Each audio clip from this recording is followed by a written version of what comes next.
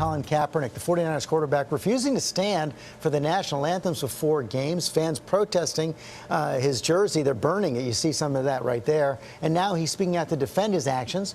ABC's Ryan Smith is here with the latest. Good morning, Ryan. Good morning, George, Amy. Colin Kaepernick is speaking out about his protest, and he's not backing down, with fans by the thousands attacking him online for refusing to stand. As you mentioned, some even burning his jersey. The quarterback saying by sitting down, he's standing up for what he thinks needs to change. Colin, here's my salute to you. Colin Kaepernick under fire from fans and fellow players after his refusal to stand up for the national anthem, doubling down overnight. I'll continue to sit.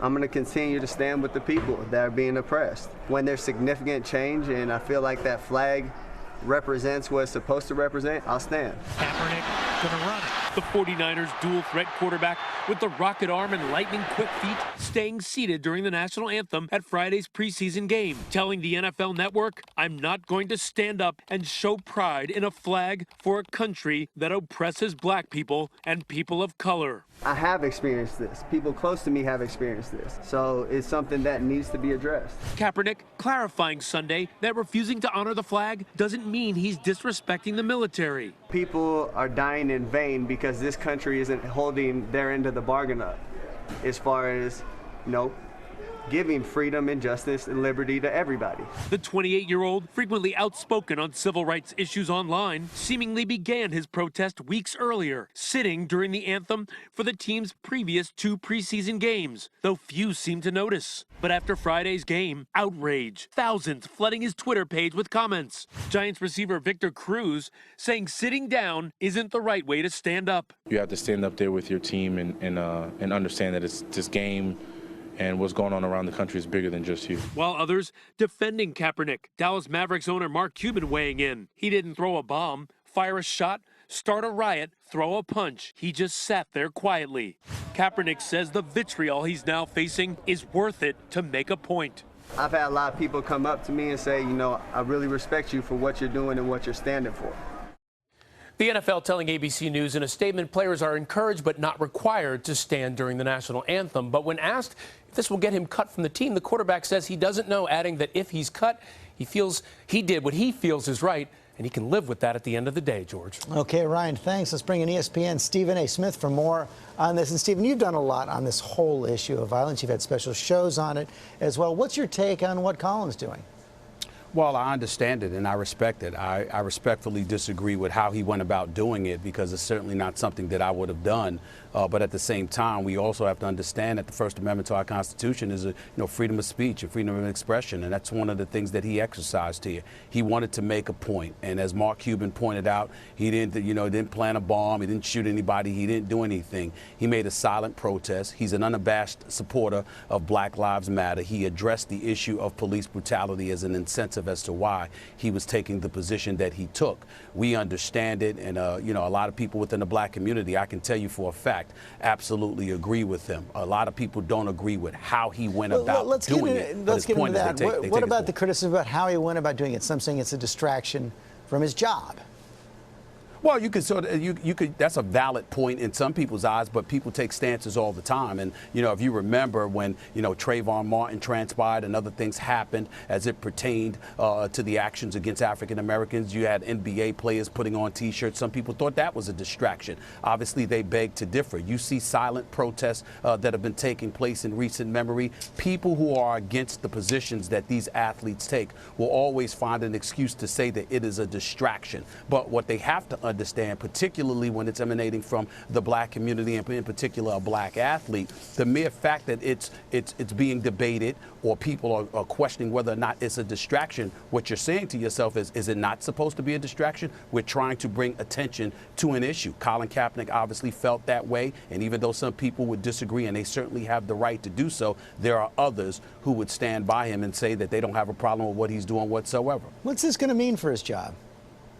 Well, it depends. If he can still play, it won't mean much. It'll mean a lot in terms of endorsements. He's definitely going to feel the pinch there, and I think he spoke to the fact that he certainly knows that's coming. But as it pertains to him having a job in the NFL, I don't think this is an issue. I think the fact that he looks a bit subpar, he's coming off a season where he was a bit subpar, only threw 6 touchdowns, 5 interceptions, had a QBR of about 47. He doesn't look that impressive, and there's rumors as to whether or not he's going to get cut. In the end, if you can play, there will be somebody who will give you a job because their primary obligation is to try and win football games. If you cannot play, they will find an excuse to get rid of you. It is that simple. This won't determine his future as a quarterback in the NFL. His play will. Okay, Stephen A. Smith, thanks very much.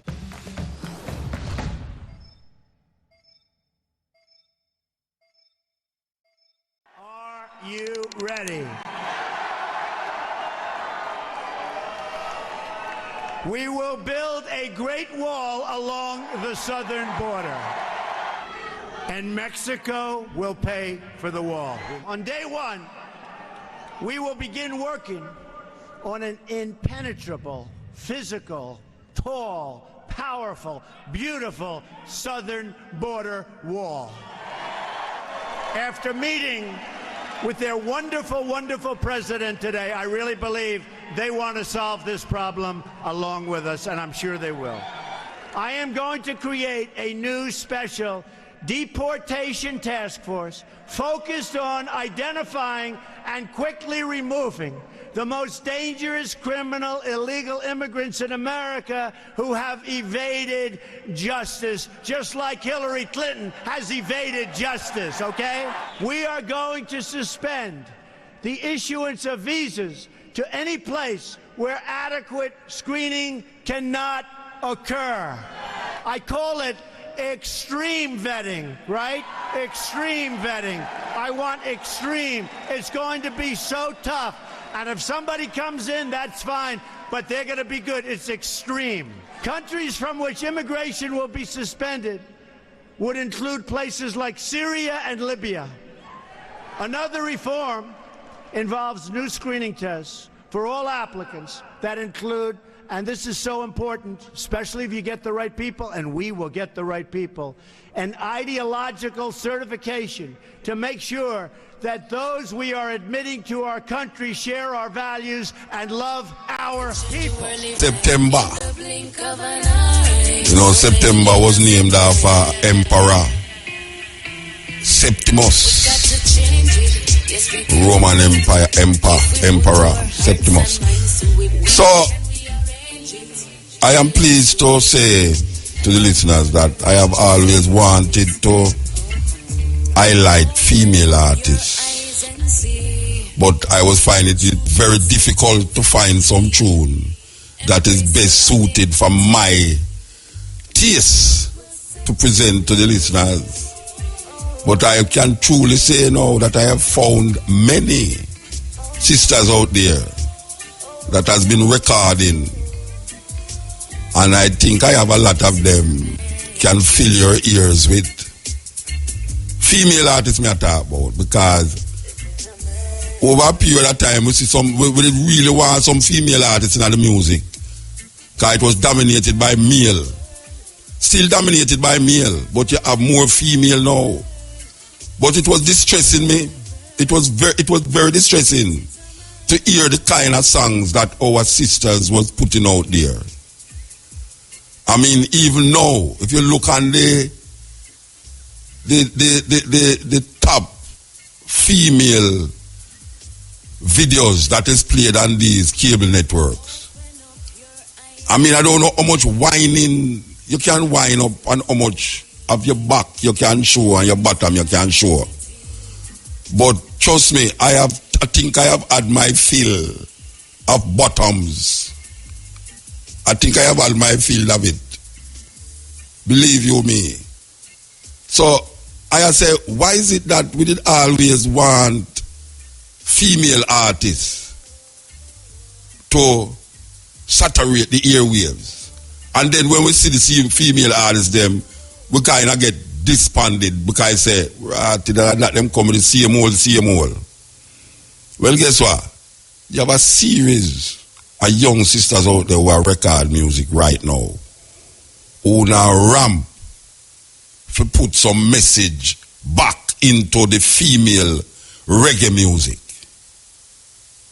Yes. And CD after CD, email after email, I see a whole heap of them, not just in Jamaica neither. Reggae sisters from in the island, them, especially the Virgin Island and England, and to a lesser extent America, surprisingly. So we give thanks. We give thanks that there's a turning going on. We don't know how far that turn can make, because we know that some people now go really play a certain tune in the dance, even though it could have helped. But we go and make sure that they are played on this program and the other program, and we will try our best to make it be a revolution in how music is played during this time of the day what they call prime time radio. Because we never know say one of them day would have on prime time radio. But we're glad say we're on prime time radio for unleash a different vibes on prime time radio. This is the stepping razor, the art of war. Now, you can't go talk to them anywhere now, because you have to go put on a suit and tie to go to them office. You have to go make arrangement to see them when them in them office and all them something there. So them is part of the structure of Jamaica. Drugs man me I talk about. Well, if a drugs man is part of the structure of Jamaica. Well, people could know and believe that, but it's true. And them know it's true. Just like how we know say politician give man gun. In them time, the 70s, 80s, you know a politician will give man gun. But you know a pinpoint a politician, but most Jamaican know say politician at them start the gun thing in a Jamaica. To seek power, that the party, this a man have that the man and that the man have, and a whole heap of criminal use to defend. So up to this day, you have man who are do extortion and all them things. We still say them a part of a political party. So the same thing down here, so same thing up there, so. All right now.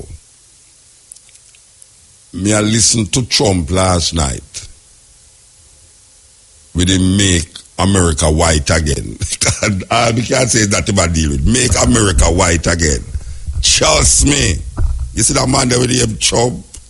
I mean, know say a whole heap of my brethren them listen to me from New York, because I get called all the while and WhatsApp and all them things from them. You no better pray say Trump no win this election, yeah. Be I tell you. Because you see that man there, him not interested in nothing else but American white nationalism. And that him I work with. Make America white again. Too much little color spread all over the place. Him can't take that. So him lay out a policy about immigration last night, you know. And the man I tell you say zero tolerance for any criminal where they there. Whether if you're a criminal and you come from another country, you have to leave.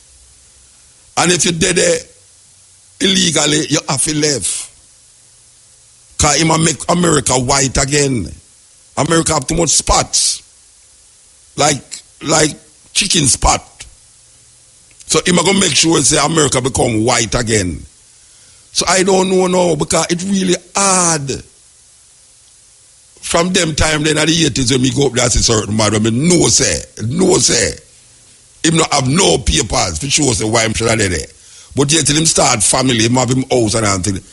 It really hard for him left up there and left him pity them up there. The only problem with it, you know, is when me have with where I say is that you have some youth were born in America, have Jamaican parents, and when them do something, them send them come back down here. And America create them there. A youth all that we born in America and him a 20, 30-year-old you know, or when him go up there when him all 2-year-old and him no know Jamaica or nothing. And him up there and become criminal.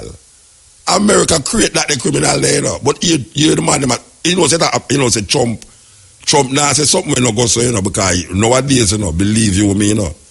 You see, if you're a foreigner and them you drive on the road and you broke a stoplight and when them check you them realize your paper's not right, them are deport you, you know. So it's not like him attack something we out, you know, but him specifically now tell you, say, watch out, we are make America white again. We are make America white again. And you see right now, immigration in my work with. So, brethren, my brethren, them were in New York, believe you me, you have to go figure out in the life. And it's not that Hillary now go do the same thing. It's just that, you see, where Trump attack where America is, you know.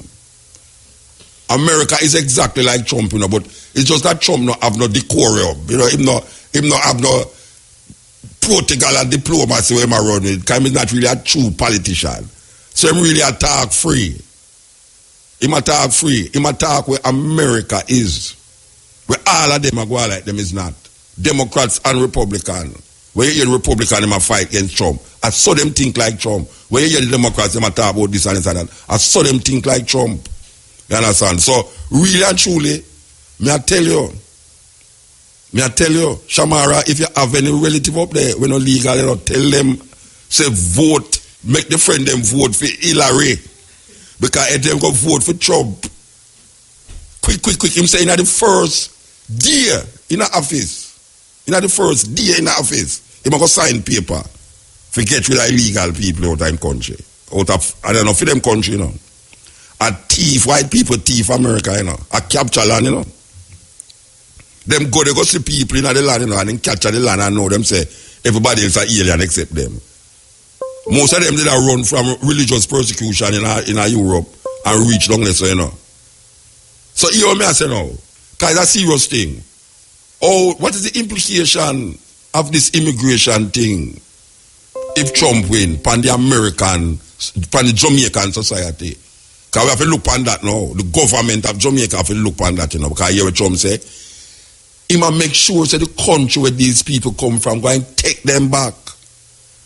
I don't know if he must go draw a card upon the country them, but he must go force the country them with these so-called criminal immigrants come from. He must go make sure them take them back.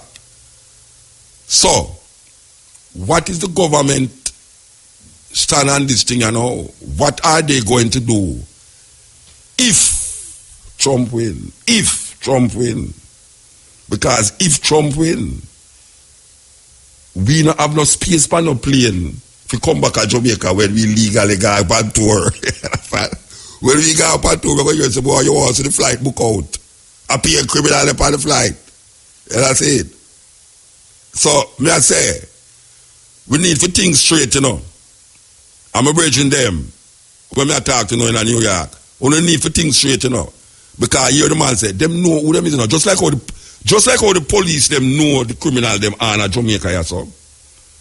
And make no bones about it. The police them in Jamaica know who the criminal them is in Jamaica. So if a guy committing crime them all the while and feel the police don't know him, you know. It's just that the police look for the right time. Well, that's the same way in America, you know. Them know who the criminal them is, them know who the illegal immigrants them is, you know. But due to lack of, you know, the law, them not implement the law and all them something there. You find how people get to it. But this guy, you know, who are trying to make America white again, you know. And you know, him can't make America white again. You know why him can't make America white again? Because them are now say that white America is not having, well, American in general is not having enough children. And that is something we're all over Europe too. Them are give money right now to have children.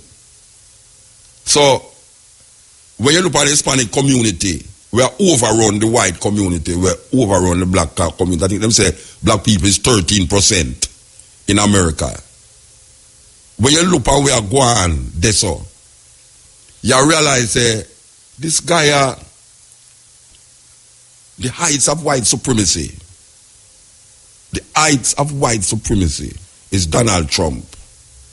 He is a white nationalist who are talking about make America white again. Now Hillary now said that because she more diplomatic and she more know the ins and the outs and what to say and what not to say to win an election. because the two of them is not liked. More than 60% of the people them in America who are going to vote don't trust the two of them. Don't trust them. But she know the ins and outs, and she know if it twist her words and turn her words. And like Donald Trump, who just don't know if it twist him word, and when him say something, him go back. Him not really go back, him go clarify where him at, and it sound like him go back. And then people say, but you have two mouths. You talk with fork tongue. Hillary now, she know if you talk with a straight tongue and a straight face. And make you accept and believe what she say. Yet still we know our history. We know our history with a whole heap of things.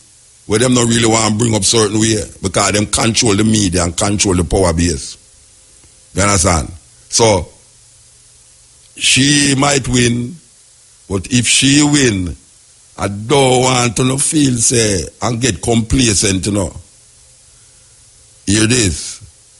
The other man grass always look greener until you go over there and find say it's pure bush and it want weed out. And you might have to go weed it out. You understand?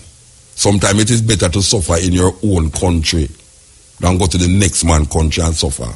I want Neil know that. Sometimes it is better to suffer in your own country than go to a next man's country and suffer. And you don't want to live the rest of your life as a fugitive and run from FBI and CIA and all of these people. I better you run from police out here when I go catch you. Because they don't know, police out here so don't know if you catch people. They know the criminal, you know, and the criminal all attack them, you know. And I'm matter of fact, you know, them all give the criminal them information in Jamaica, you know. And all drink with the criminal them, you know. And the criminal all give them money to, you know. And them know say a criminal, you know. You see in America now, them know say you're a criminal and them will watch you for all 10, 20 years, you know. And one time them know so boom, and just come down by you. And them say, see there, there's no way you can get away. Them man, they watch you for years, you know. Of all people sit down and eat and a drink with you, and you don't know say FBI them, you know. Of all locks. And I talk about Joe, Rastafari, and all them here there, you know. And you say, what? That brother is a Rasta, you know. You understand? Little boy you yourself is a FBI. I study people that run them things through them and burn down the road. I tell you, road feel it. Road feel it to them through that one. I tell you. But them have a thing against road seriously. Alright. So, we're going to play this tune here by John Holt's son. Junior Holt. John Holt's son. Yeah, here goes. Go on deal with this issue about the Colin Kaepernick issue. What happening in America? Yeah, it's a very important thing to where going. And the national anthem of America. Yes. News in a moment. Here we go. Irie FM, I the lick that. Yes, that was concrete asphalt, man, I tell you. So, Colin Kaepernick, the brethren who never stand up for the anthem in a revolutionary stand, like the brethren them where they give the fist. You did born them time there, Roger? When no, never born as yet. Not that old. When them clinch them fist pan? Yeah, that was the 1968 Olympics in Mexico. Yeah. You never born in 1968? No, sir. I'm a 70s kid. So you're a mosquito? Yeah, I'm a 70s kid. Inside there. Yeah, man. We catch your last at the good old Jamaica. Good old Jamaica. Yeah, man. Yeah, same thing. Yeah, man. Good old Jamaica. Good old Jamaica. Yeah, good. You know, say every generation blame the generation before. I know, so we never blame the generation. Yeah? All right. Yeah. Yeah, man. We want to talk one thing, but it's true them have the thing I go up. Yeah. I got work with it next time because never give me signal say the cash pads will come up. But you hear about the youth will sit down and get up. Yeah, man. It sparks other things too, you know. Yeah. When we want the Jamaican people them here because I never know until I mean I talk about the brethren sitting down. No? I talk about the national anthem. The anthem. Remember I talk about it last night. Yes. I never know that is the anthem of America until I hear it on CNN. Yes. And the girl who did on CNN will bring it to light to the woman who is the host.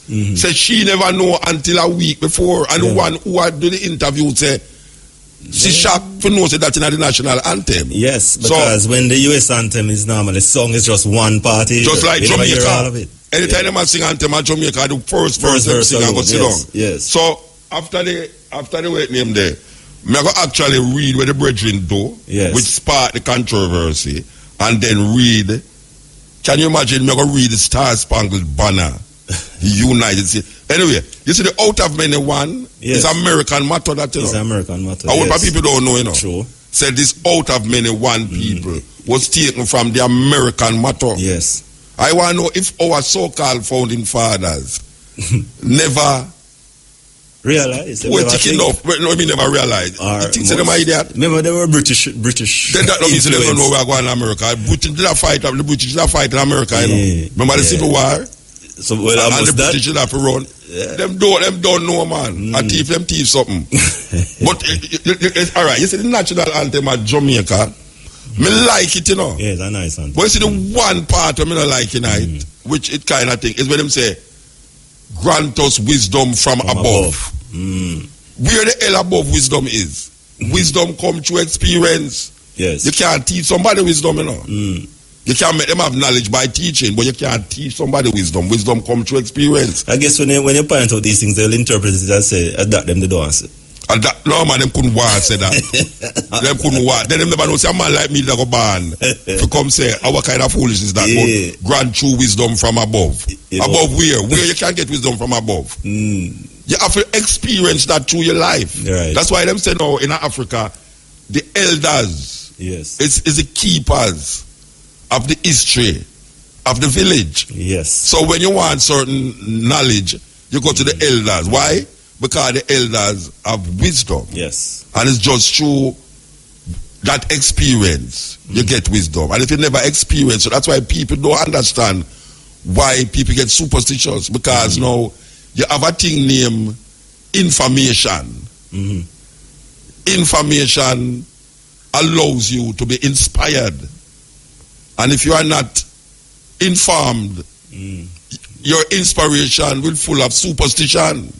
Because that the lack of information lead to superstition. Yes, and speculation. Yes. So when you go to the elders of the village, because they have lived a certain life, they have experienced certain things, so they have more clarity through nature, through time. Yes. So them can impart wisdom. Yeah.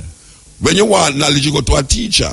You can't get wisdom, you can't get knowledge from an experienced person too, you know. True. But you can't teach wisdom.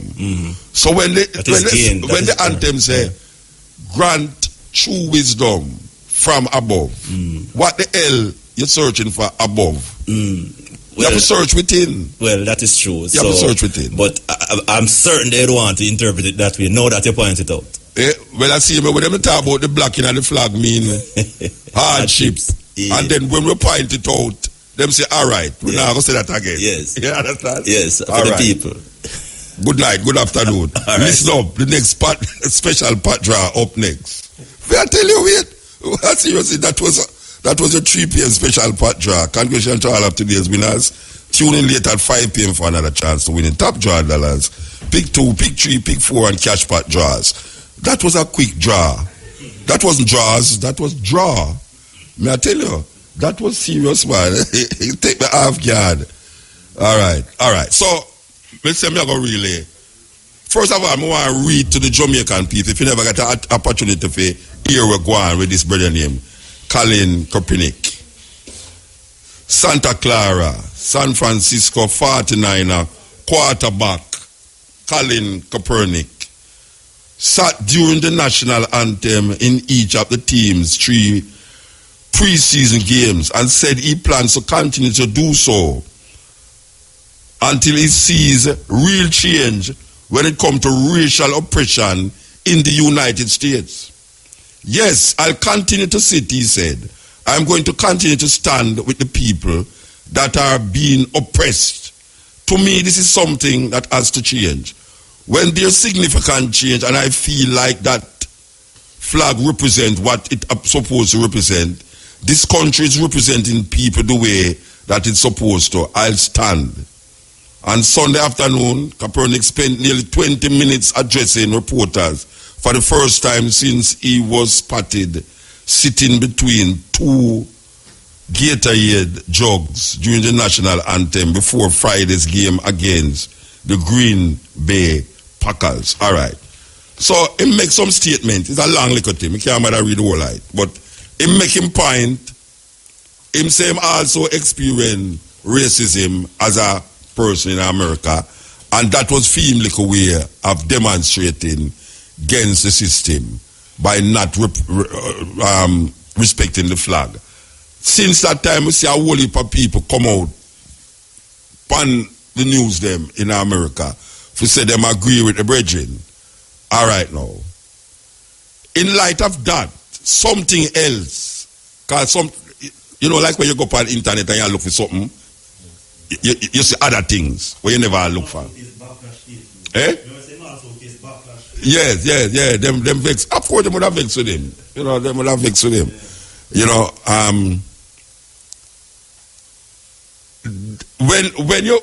When this happen, other things, it's like a domino effect start up now.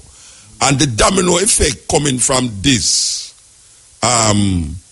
move here by this Colin brother, is that because the national anthem was being played when the flag is going on there, there's a daughter who, when them win I think at the Olympics, she have her on her side. She never have her hand on her heart. And people come down on her because she's a black girl too, because other girls, other ones that do it too. And nobody ever come down on her. But because it's a black girl, me I say, because it's a black girl, everybody I say, she a disrespect it because she have her hand on her side. Them want come to Jamaica, come see your man stand up.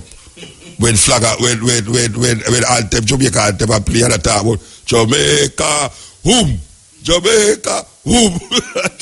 I tell you. Anyway, and the problem I'm find say in a theater, them shouldn't play the national anthem in a cinema. Because why you playing the national anthem in a cinema?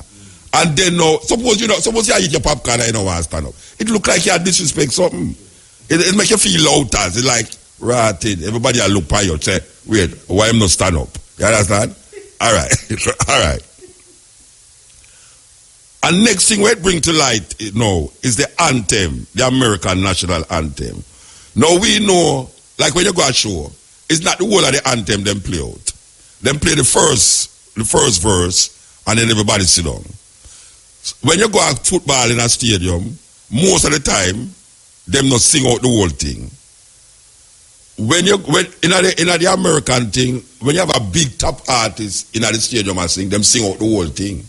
Well, not the whole thing, really. 2 verse. All right. So people hardly really sing the whole of the anthem, them. No matter which anthem. In South Africa, them sing out the whole anthem. You better stand up. All right.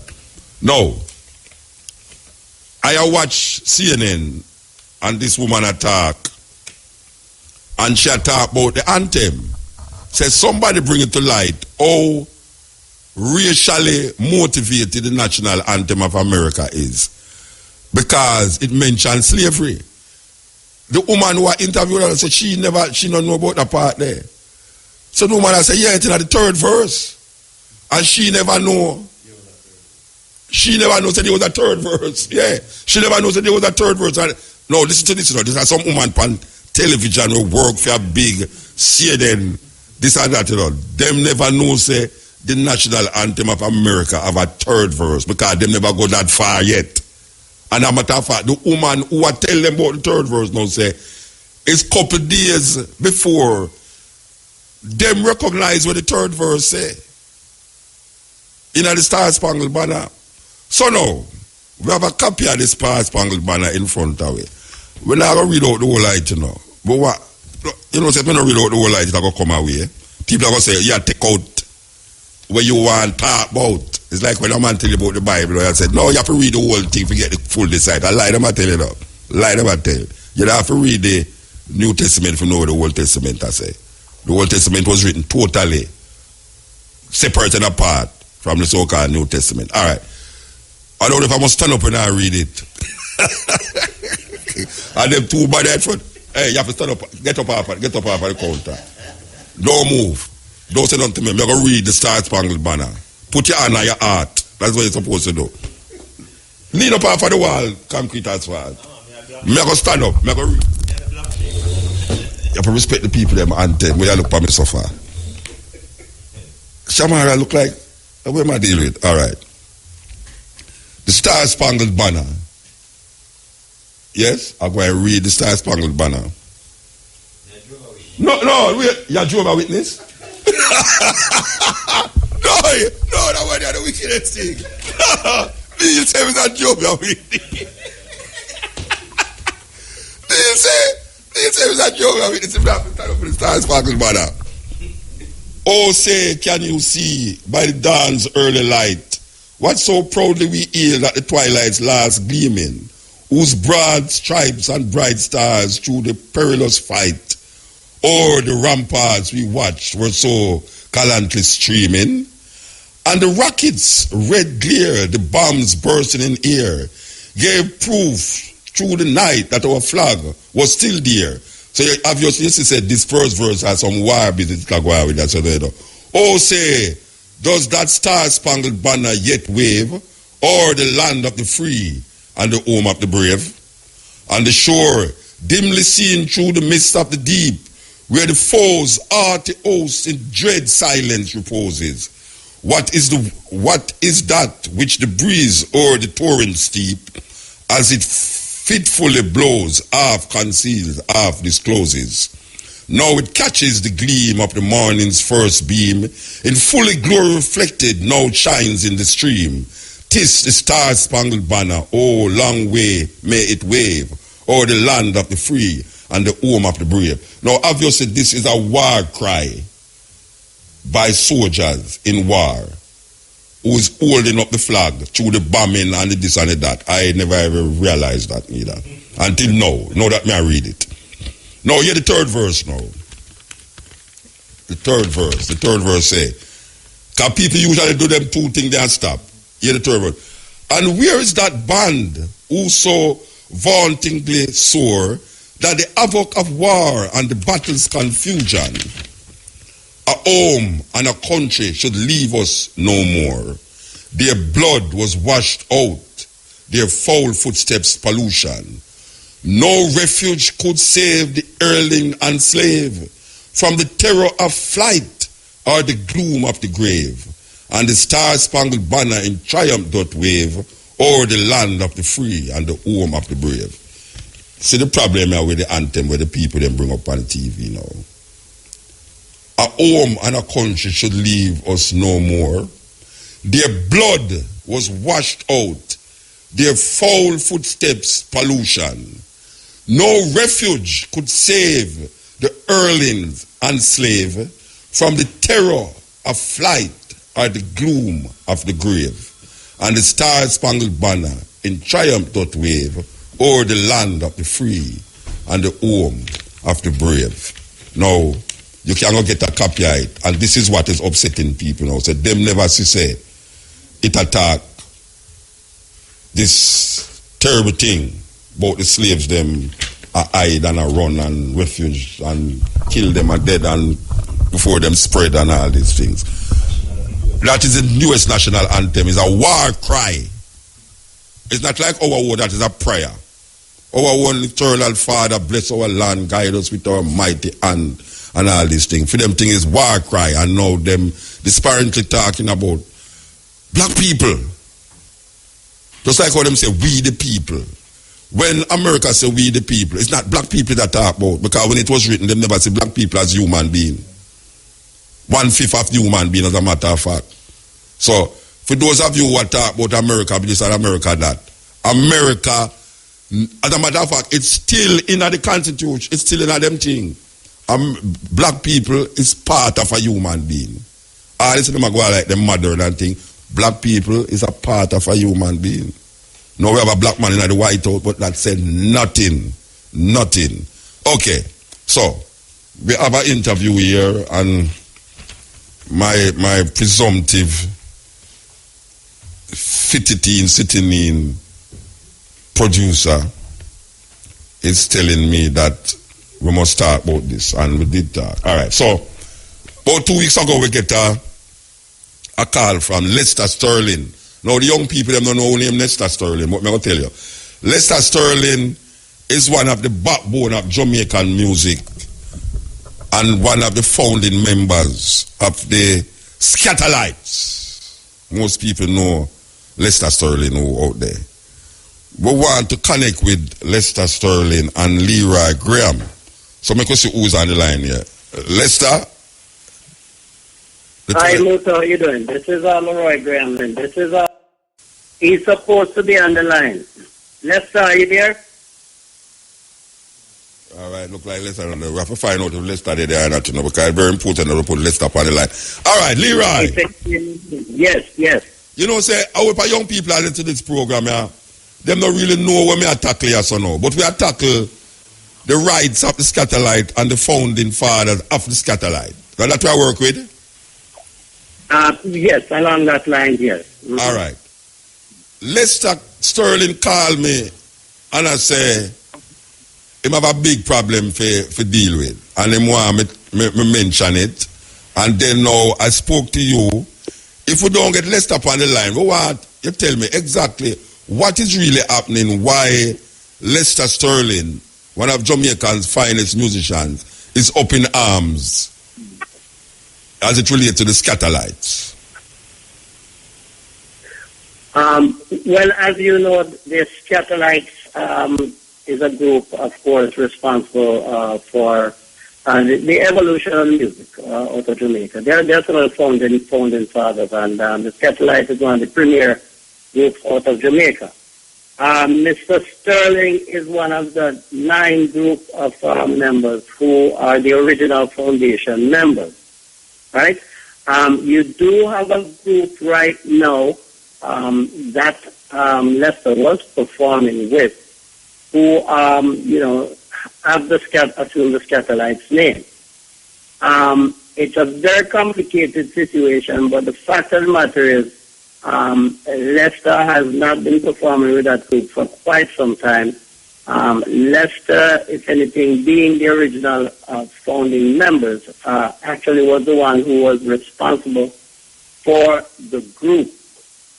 But due to contentions within the group and so forth, there are individuals now in the group advertising the group as the Scatterlights, stating that they are original Scatterlights members in the group, and which in fact there are no original Scatterlights members in the group.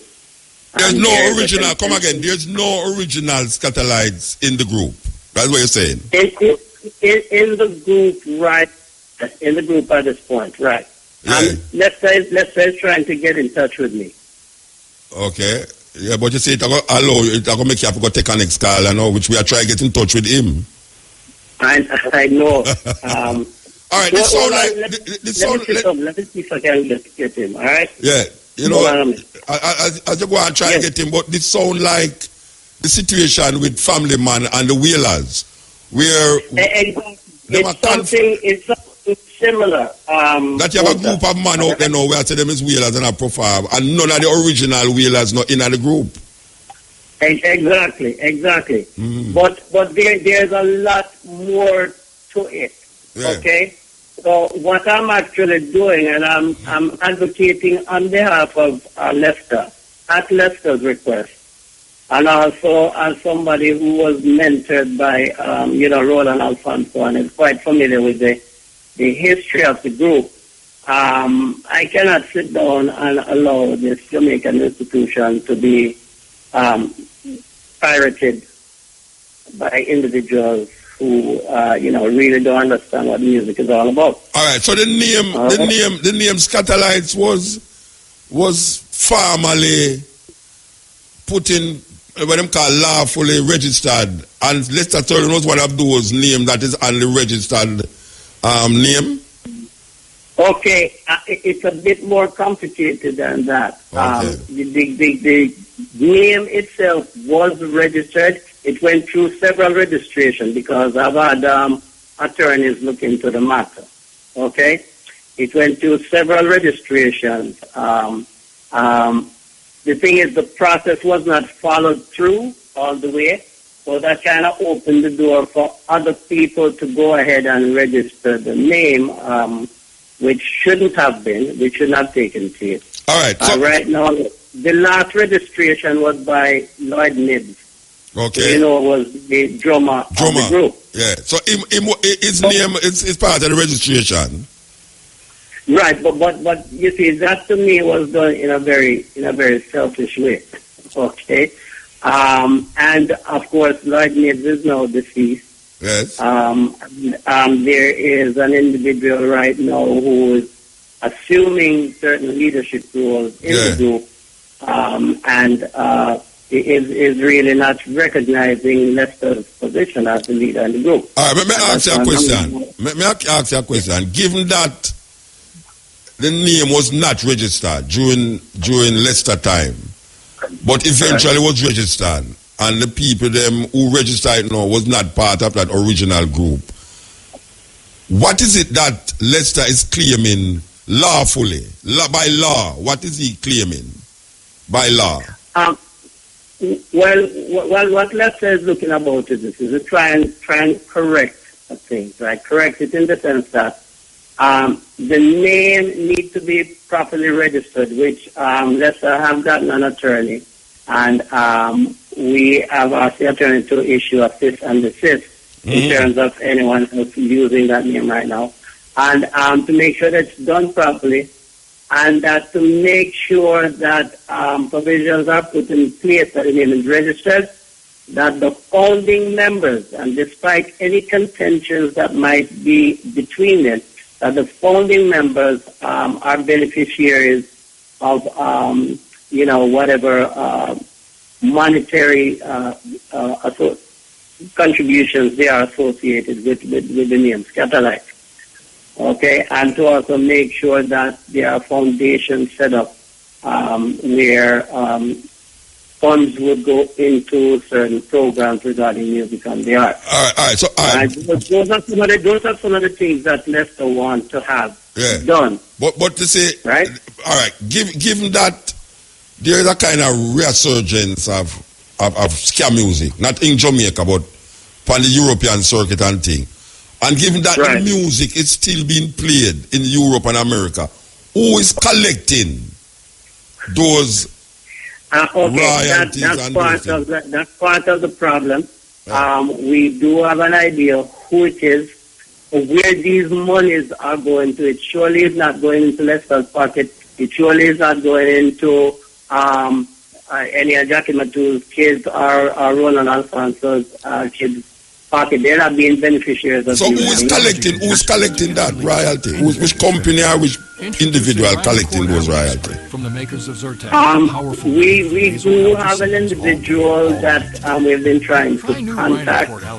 I guess due to certain procedures right now in terms of some legal avenues that we're looking at, we just want to make sure that we have all the facts and everything together before we bring these things out. So you don't want to say the name there that we can try contact him? Good morning, George, Amy. Colin Kaepernick is speaking about his protest. There's a name of an individual by the name of Ken Stewart, who was assuming leadership of the group, a Caucasian guy that came into the group. He came in Colin Kaepernick under fire from in about the 2000, around that time. So where him come from? But at the same time, he was actually fired by Lester. Is an American white guy or is a European white guy? American white guy. Okay. And he is the one who's collecting the royalties from the Satellites' old catalog? Okay, I don't know specifically, and as I said, these are the things that we're trying to establish the fact, because when it comes to an infringement situation, you have to have your T's crossed and your I's dotted. Before That refusing to honor the flag doesn't so mean he's disrespecting the investigation is being done, and I'm trying to assist Lester as much as I can to make sure that it's done. Yeah, they're having a Ska and Rhapsody Festival in Jamaica in November. And I asked one of the promoters, the main promoter, who is handling this? And he said, the Scatterlights. And a foreign band. And I said, but the Scatterlights, no original. I pay white people and the Scatterlights. You know, him hold on. He mentioned Doreen Schaefer. Stand up there with your team. But Doreen Schaefer wasn't here from the beginning. And what's going on around? No. Doreen Schaefer, and all due respect to Doreen Schaefer, I know Doreen Schaefer. Doreen Schaefer was not an original founding member of the Scatterlights. Yeah. She did record with the Scatterlights, and she did some tours with the Scatterlights, but she is not an original founding member. Only 9 males were the founding members of the Scatterlights. All right, just for history's sake, can you just name out the 9 original members of the Scatterlights? Yes, I can do that for you. I can do that. Of course, the great Don Drummond. Yes. Rolando Alfonso. Yes. Right? My mentor. Of course, Sir Sterling, Lester Scott Sterling. Yes. Tommy McCook. The great Jackie Metu. Johnny Dizzy Moore. Dizzy Moore, yes. Dizzy Moore.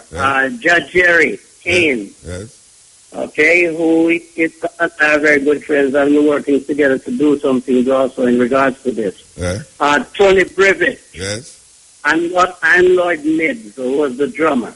Oh, yes. And Tony Brevet just died recently. He died recently. Yes, Tony Brevet died recently. And his son died after him too. Unfortunately, his son get shot. Very, very unfortunate. Yeah. I think his son died before he did. Them did have a ceremony for him father, and let him go there, and that was it. Yeah. All right. Yeah. All right. So Lester is one of the only. Who else is alive out of that, apart from Lester? The only surviving Scatterlights member right now is Mr. Sterling, Lester Sterling. So him have a serious uphill battle? Him have a very serious uphill battle? Well, I'm trying to see if I could get as much legal, assistance as possible to make sure, because Lester is the only one right now who can really speak on behalf and affect any kind of change right now that can go, let's say, uncontested once we have all the facts together. Yeah, but let me ask you something. If this white guy is collecting, at least allegedly collecting money for the Scatterlights, who is he distributing this money to? That's the question, and as I said, we are trying to. So you have Jackie Metu family, you have, Brevet family, you have a Nibs family, you have a whole heap of family out there, you have Lester. You say Lester now get nothing. Well, Lester tell me personally, say him now get nothing. That's why I'm so upset about the whole thing. No. Okay, let me tell you something. It's not really about the money. No, I understand, but money have to involve. If money I make, money have to get. Or you mean sure. Money have to be there, yes. But before we can even think of money, we have to think of the music. Well, what these people gave Jamaica? It's an institution. The name is an institution. The name is a brand. Yeah, but that should be preserve a brand. And for the government has a responsibility too. Yeah, but I think the Scatterlights has been recognized as a brand in Jamaica. We know that the former Prime Minister PGA, I am told, was one of the managers. Yes, he was the first manager of the Scatterlights in the early days. So did Lester make any link with him to say how them can rectify it? Because as a farmer, as PGA is one of the farmer managers, one of that did hope say, that really contact him to say, no can really resolve this situation? Well, I have actually gotten the Honorable Patterson's contact information. I have not physically spoken to him as yet, but yes, he's one of the persons that I'm going to be contacting on behalf of. Well, it's weird. I am the one who to contact first, and not the people who involved in it, because I don't know the music as a youth. and play the music. But for really now, big contact. Let me try and see. Let's try call. Let me see if I could try and connect us, please. That's all right. Yeah. We're talking to, well, not the farmer member, but a representative of the Scatterlights, the biggest and most popular musical band coming out of Jamaica. When we say as a band, we mean as a band, musicians coming together. When Jamaican music was mostly instrumental, this was the band, and now we see residues of the Scatterlight all over the world. Hello? Muta, can you hear me? Yeah, I hear you. Okay. Lester. Okay, I told Lester was having some problems with his phone. He lives in Florida. Yeah, but we're not calling him, man. The operator still try to get him. Yeah, man, they should try to get him, because I told him that you're trying to get in touch with him. No, the 973 number we are trying, man, 973. No, not that one, man. No, that's not the one. I gave the young lady a new number to get in touch with him. A while ago you gave her that number? I gave it to her a little bit before we came on. All right, you know what? We don't want to come out for this thing yet, because this is a very concerning thing from a whole heap of Jamaican, especially people who involved with the music to the core. And I know, say, it going to spark a lot of interest. So, here I want to do. I want to go to some advertisement, hold the line and see if we can work out Lester Sterling on the line, and then we'll go to some advertisement and come forward. Don't hang up. Yeah, this is what we said. This is a very important connection here, interview here. We know that it might interest a lot of people out there listening. This is about one of Jamaica's most renowned band from the Scatterlights, that give rise to like maybe over 300 scat bands in America, and not to mention how much in Europe and Japan. The Scatterlights, as we hear Leroy Graham name out the 9 original members, and him say none of the 9 original members is there, most of them dead, and yet them have changes in the band. Lester Sterling is alive still, and it was Lester Sterling who contacted me about this grouse, and I decided to say this is something that Jamaican people should hear, given the magnitude of the band, the Scatterlight.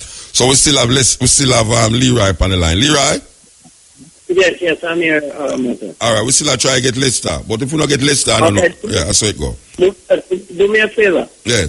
Can I can come off and get a conference call and then call your producer back? I think it's best if we do it that way. All right, do that then. Do that. All right, so I'll do that right now. But we have to do that before 4 o'clock, because the time I go, yeah? Man, I'm going to do it right now. Yeah, all right. Step in. Okay. So we're talking about the Scatterlights and the legacy of the Scatterlights.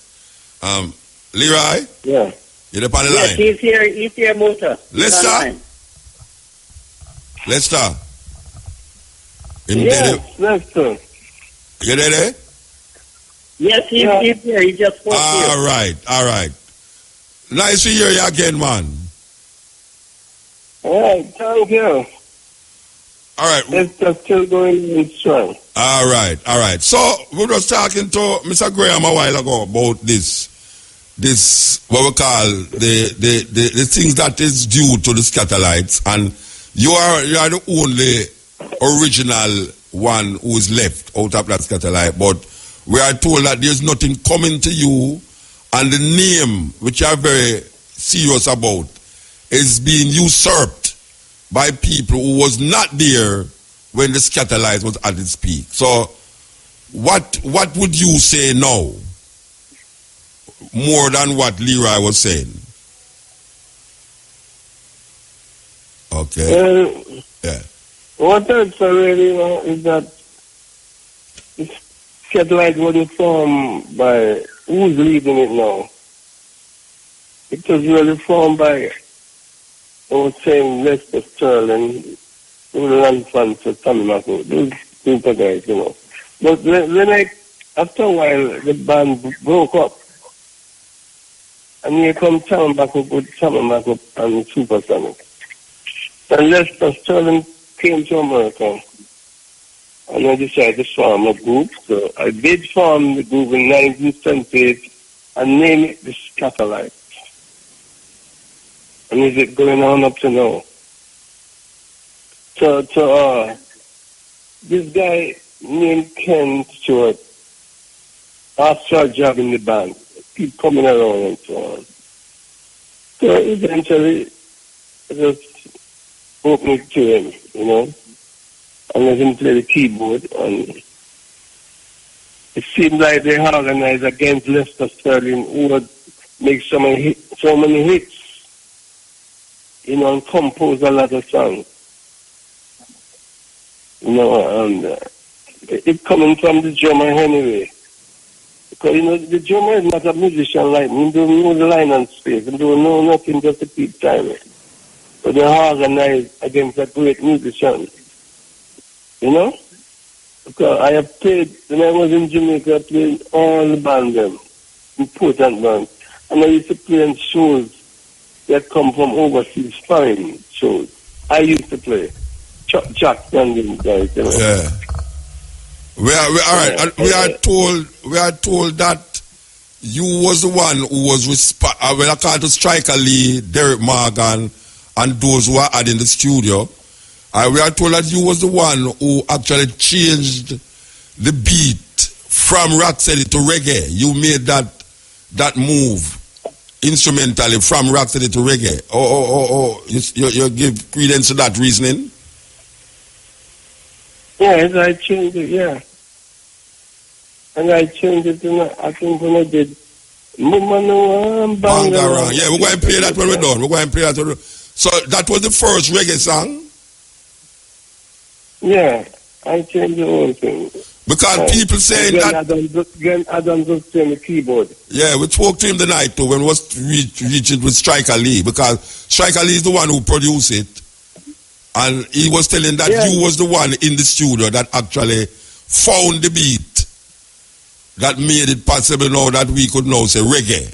Not the term reggae, but the beat. The beat. Yes. The beat. Yeah, the beat.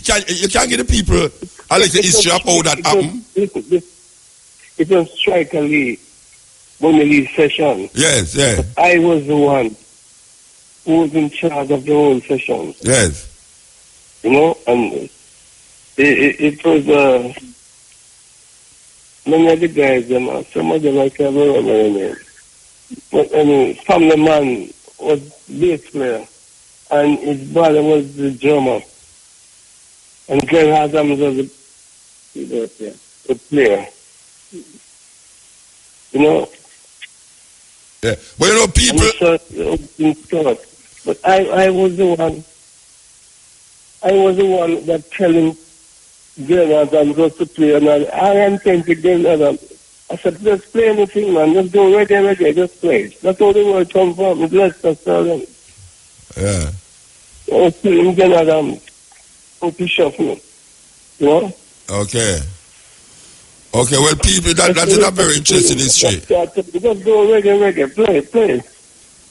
But you know that people contend that and say that wasn't. People say Baby Why, Nanny Goat, all that. So people say those songs was actually the one that turned the beat around, as I would say, and not Nanny and not Bangarang. I mean, I've heard other people who say them as musicologists say that it was Baby Why and Nanny Goat that turned the beat from rocksteady to reggae. What you say about that?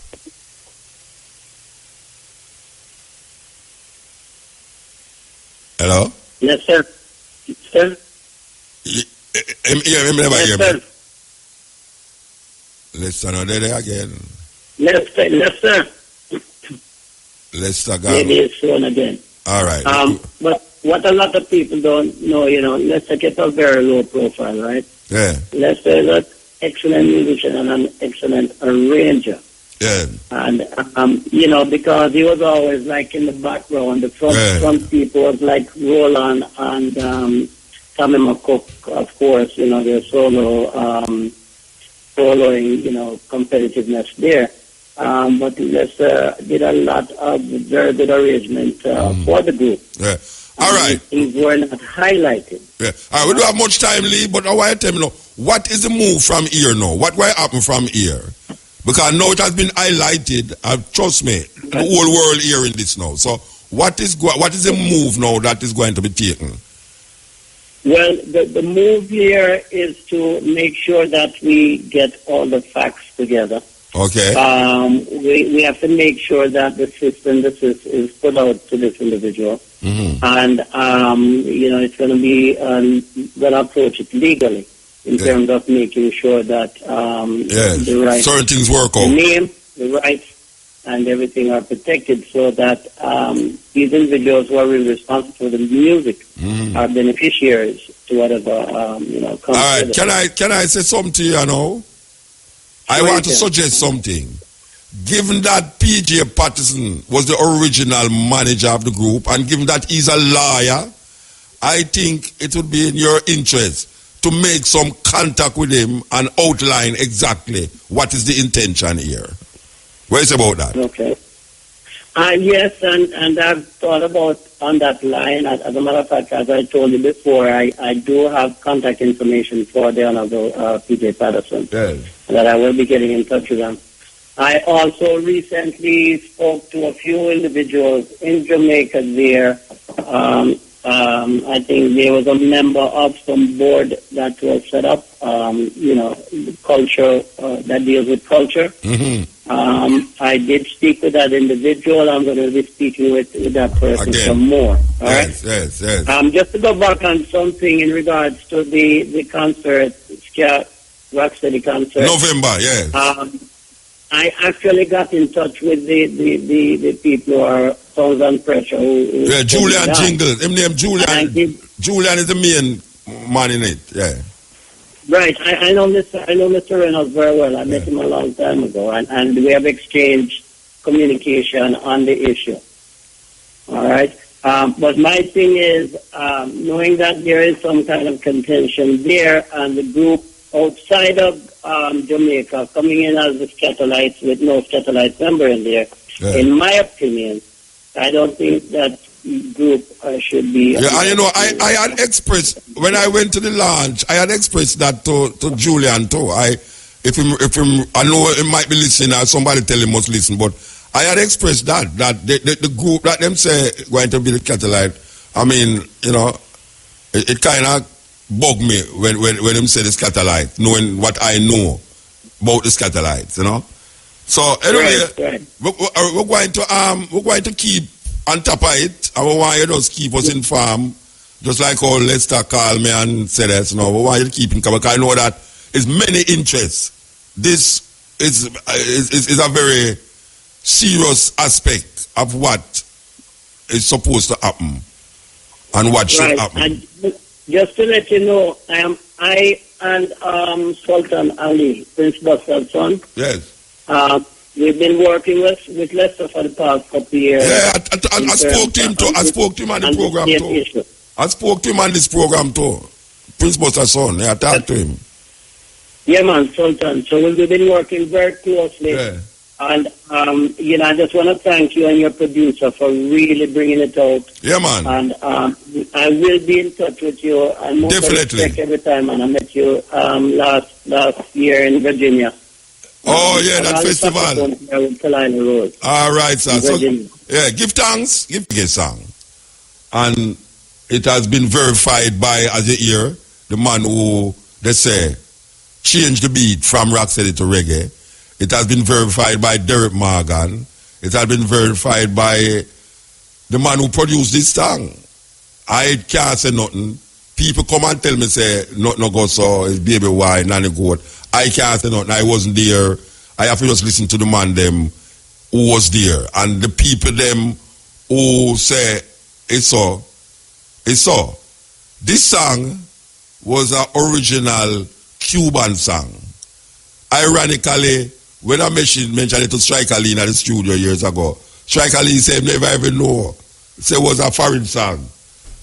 And now, Stranger Cole, Lester Sterling, and all of them come together and make this song, and it is in history, as you hear it from the, well, I don't know if it's the ass's mouth, you don't hear it from, but they say that this song, for all the young people them who are listening, them say that this song is a song that is responsible for change the beat from rocksteady to what we now call reggae. There is a run-off for like a chapter 1 and chapter 2. Just last week we talked about where I think say, especially in IRFM where young people work as a from the switchboard operator come right down to the engineer should have know a history of Jamaican music.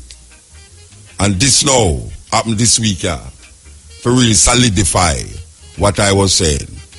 That Lester Sterling, the man who it is said changed the beat from rocksteady to reggae, just upon the airwaves a while ago.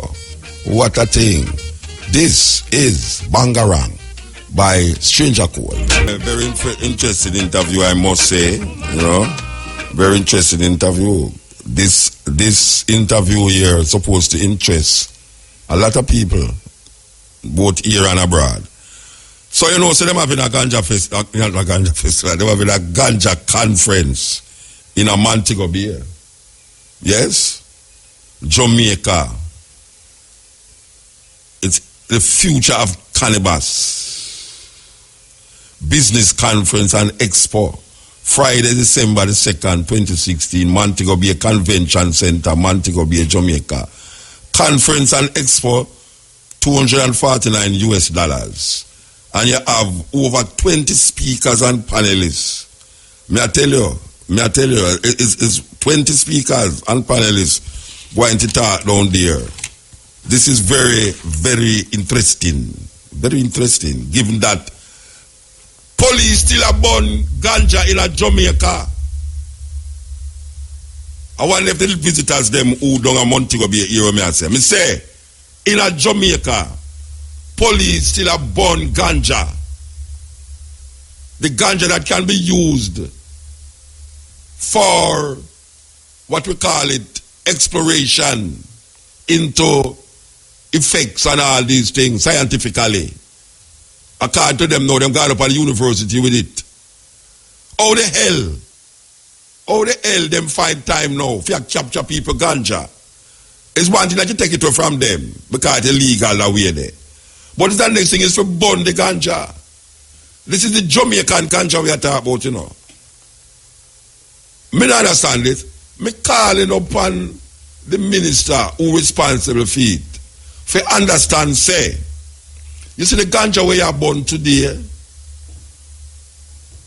because you burn it, it's going to be a problem for you tomorrow. What does it take to store this ganja somewhere and use it as part of the exploration and whatever you want to call it, to figure out certain things about this herb? It's a terrible thing for still a burn ganja in Jamaica. I mean, really.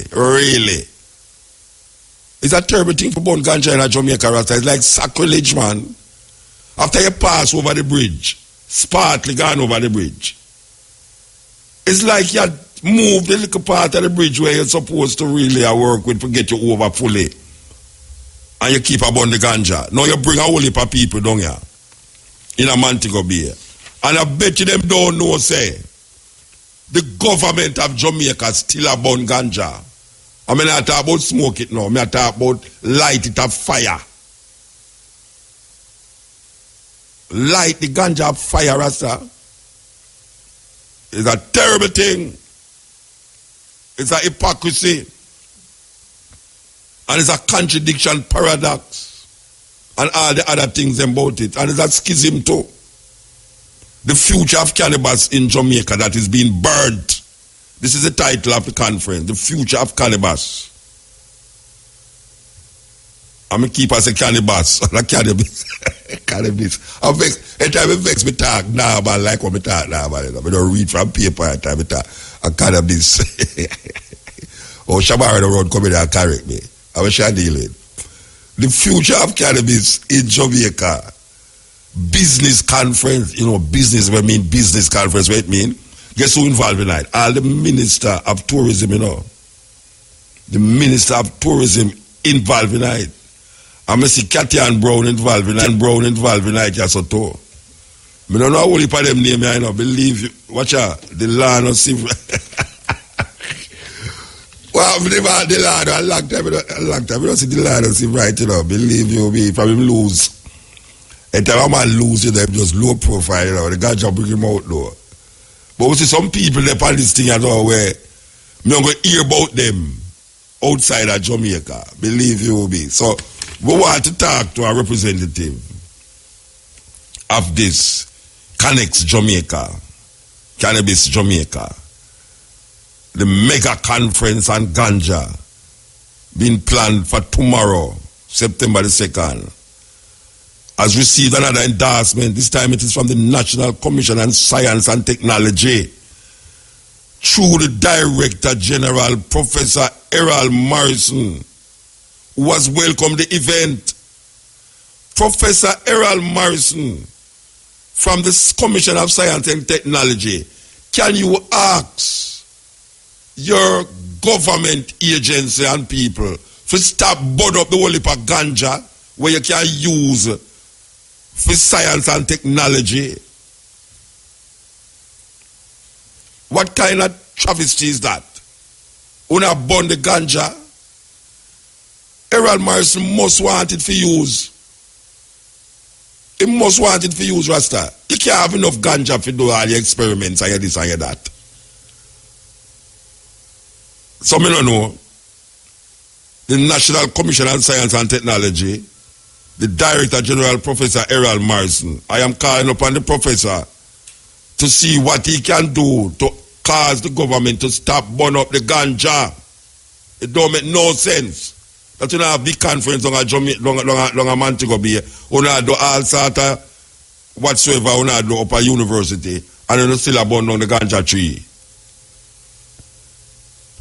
That's why we can't take government, Big hypocrisy. Government people. Terrible. Okay, so we have on the phone line here, Mr. Douglas Garden. Good afternoon. Hello. Yes, good afternoon, sir. Good afternoon, how are you? I am okay.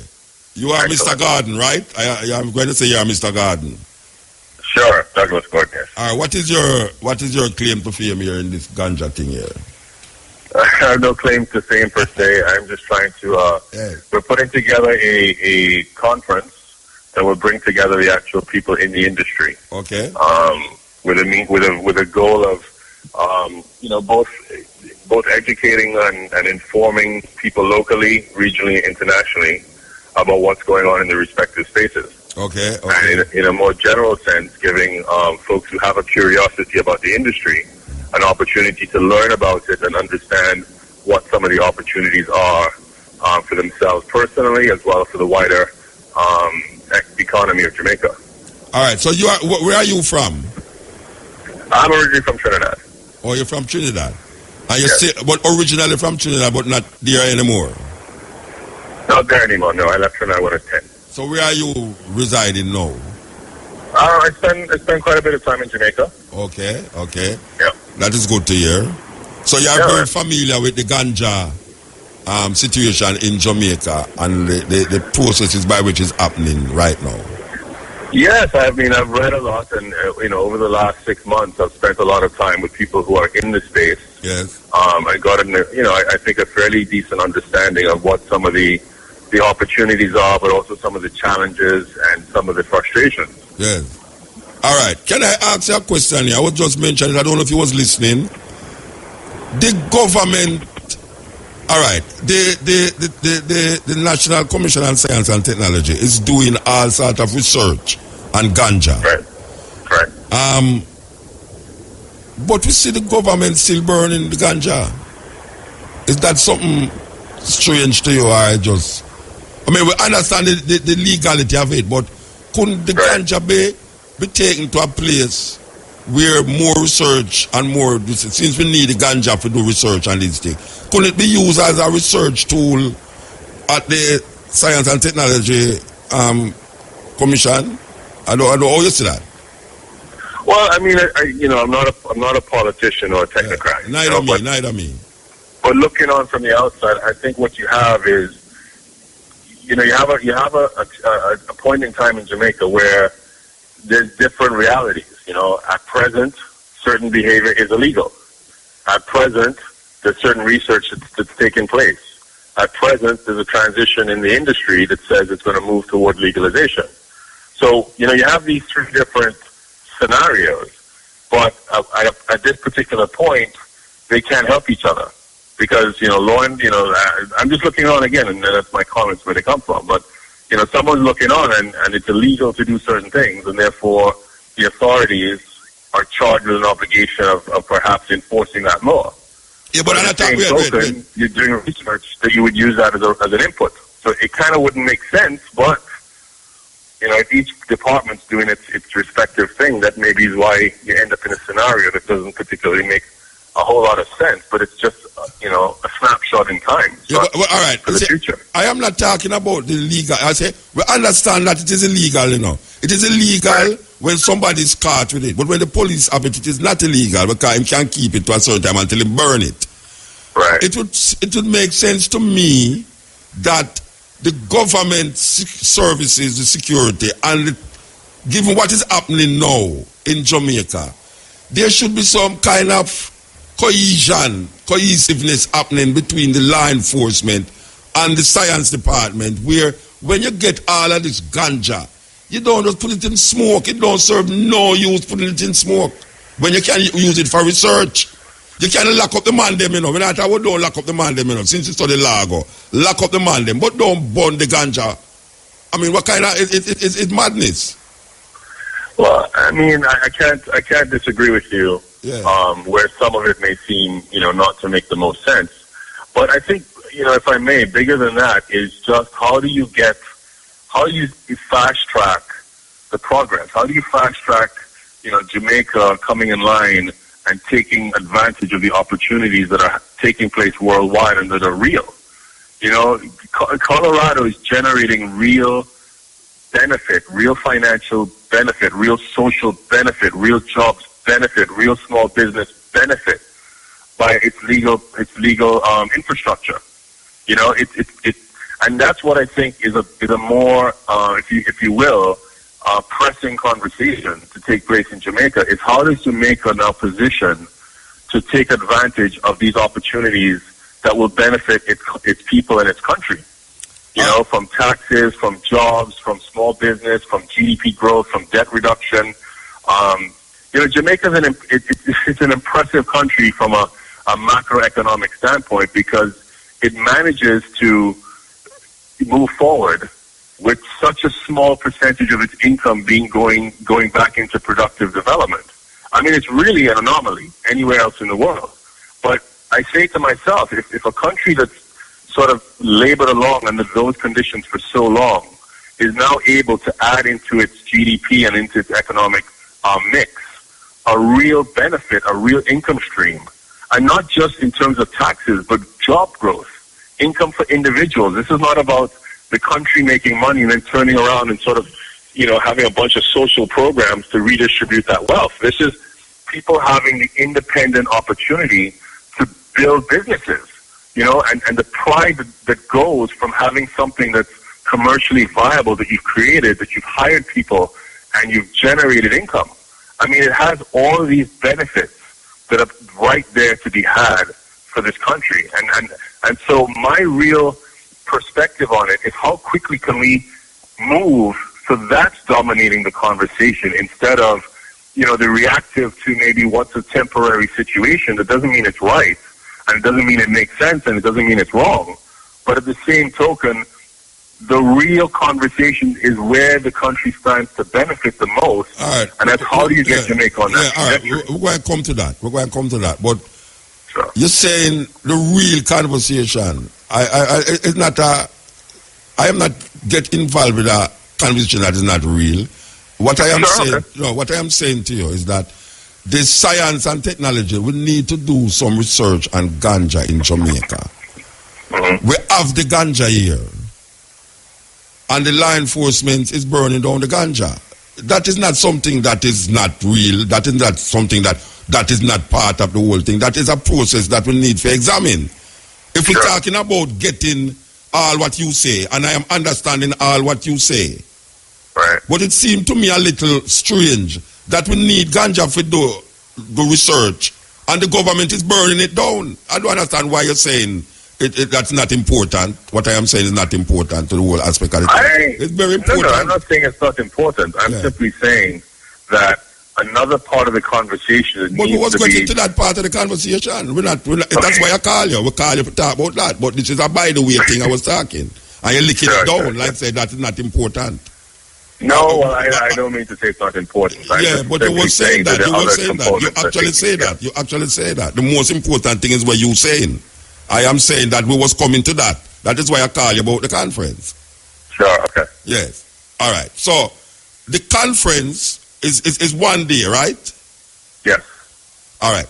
So what is expected? What is supposed to be? I mean, you just lay out a whole outline of things which we have heard, to various people. But what you expect to come out of this conference, given that you have government ministers there, what is expected to come out of this, given that you have people from other parts of the world, outside of the Caribbean there?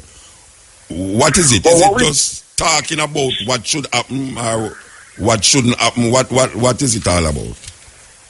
Well, what we hope to happen is that, number one, more people with an interest in the industry can hear from some of the people who have, lived the industry and have practiced and have business operations going.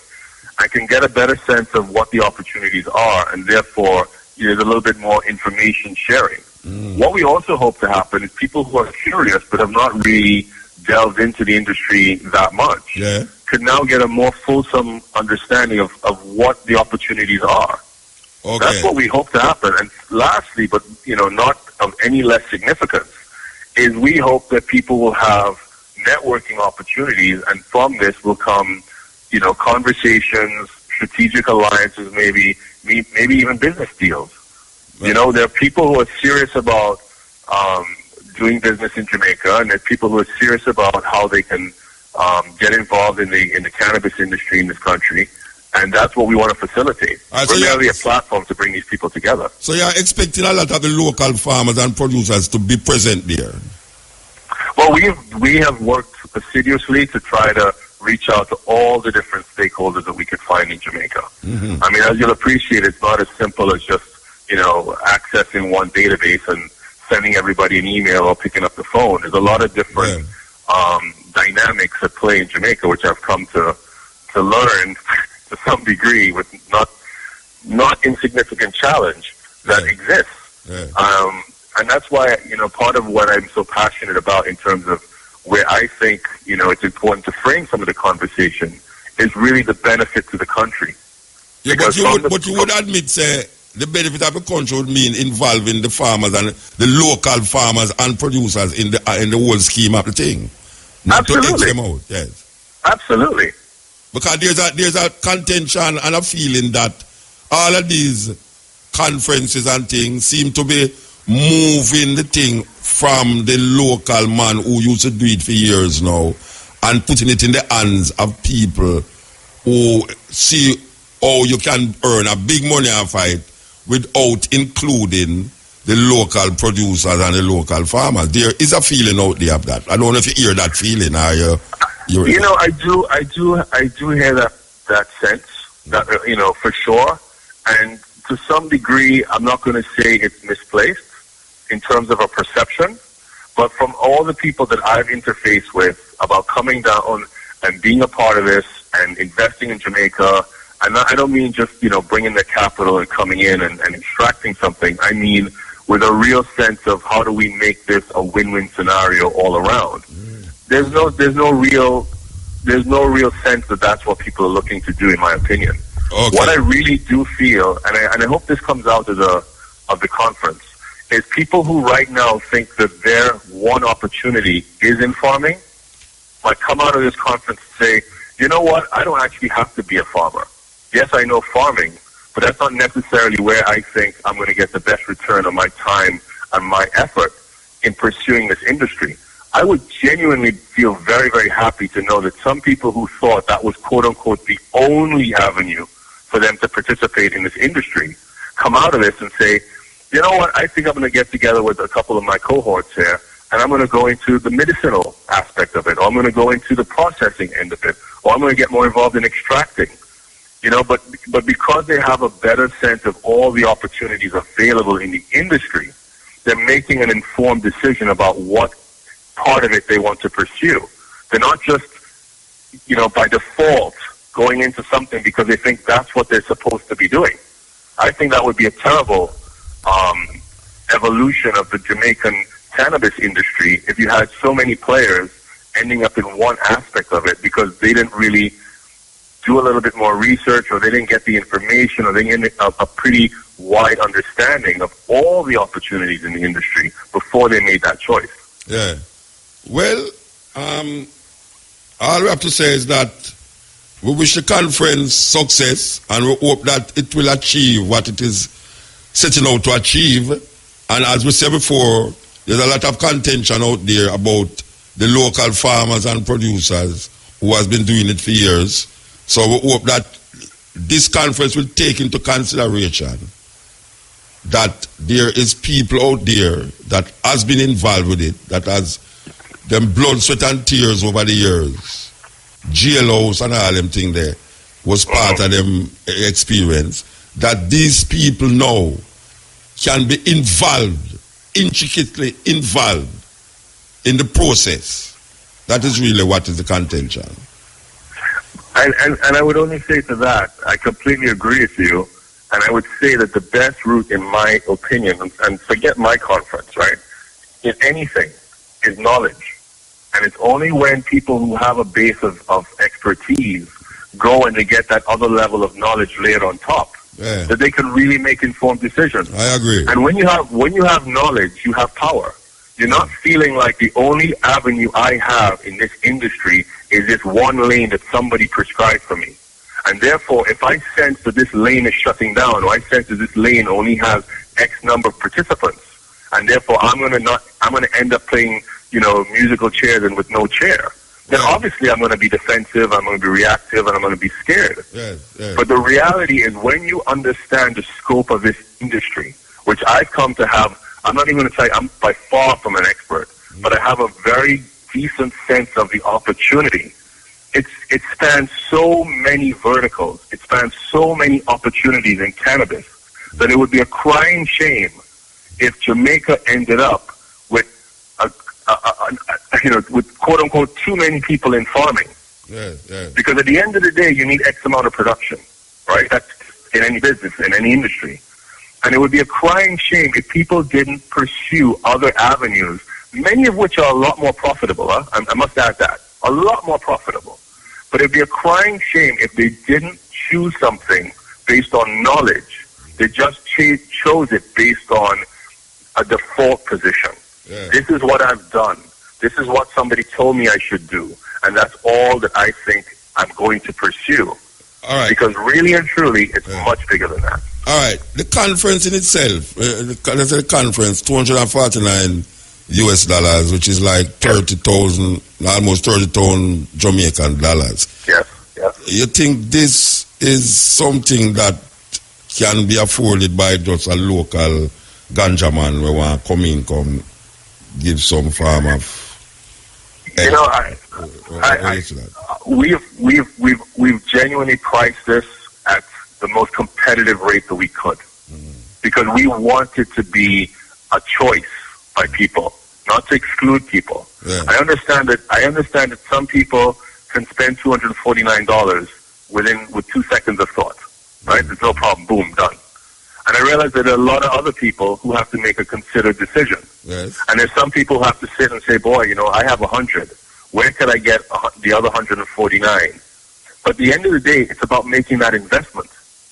And I don't make any apologies for that. And I don't mean to be rude or arrogant or sound like it. And why I'm saying that is that we have gone way outside of the norm here in terms of the speakers, in terms of the venue, in terms of the type of structure and program, because we want people to feel like we're investing in the cannabis industry in Jamaica by providing them a professional, world-class level of conversation. And that's not free. You know what I mean? It's not free. And we really try to say, How can we make this accessible? How can we invite the different parties? All right, no, see, that's where the arrogance come in now, because we know say it can't be free, but we have say, given this economical situation in Jamaica, and given that the police them still burn down the ganja, right, them and them man them down a money certain way, the people them who legitimately would like to come is some small farmer in the hills of St. Anne and from farms far and in Westmoreland, where I say, there's no alternative made to include these people, because $30,000 to me personally is a lot, and me suppose you can afford it, them way there. So may I say, the small man again, in something that is supposed to represent all our way, including them, seem to be get X out of that because of $30,000.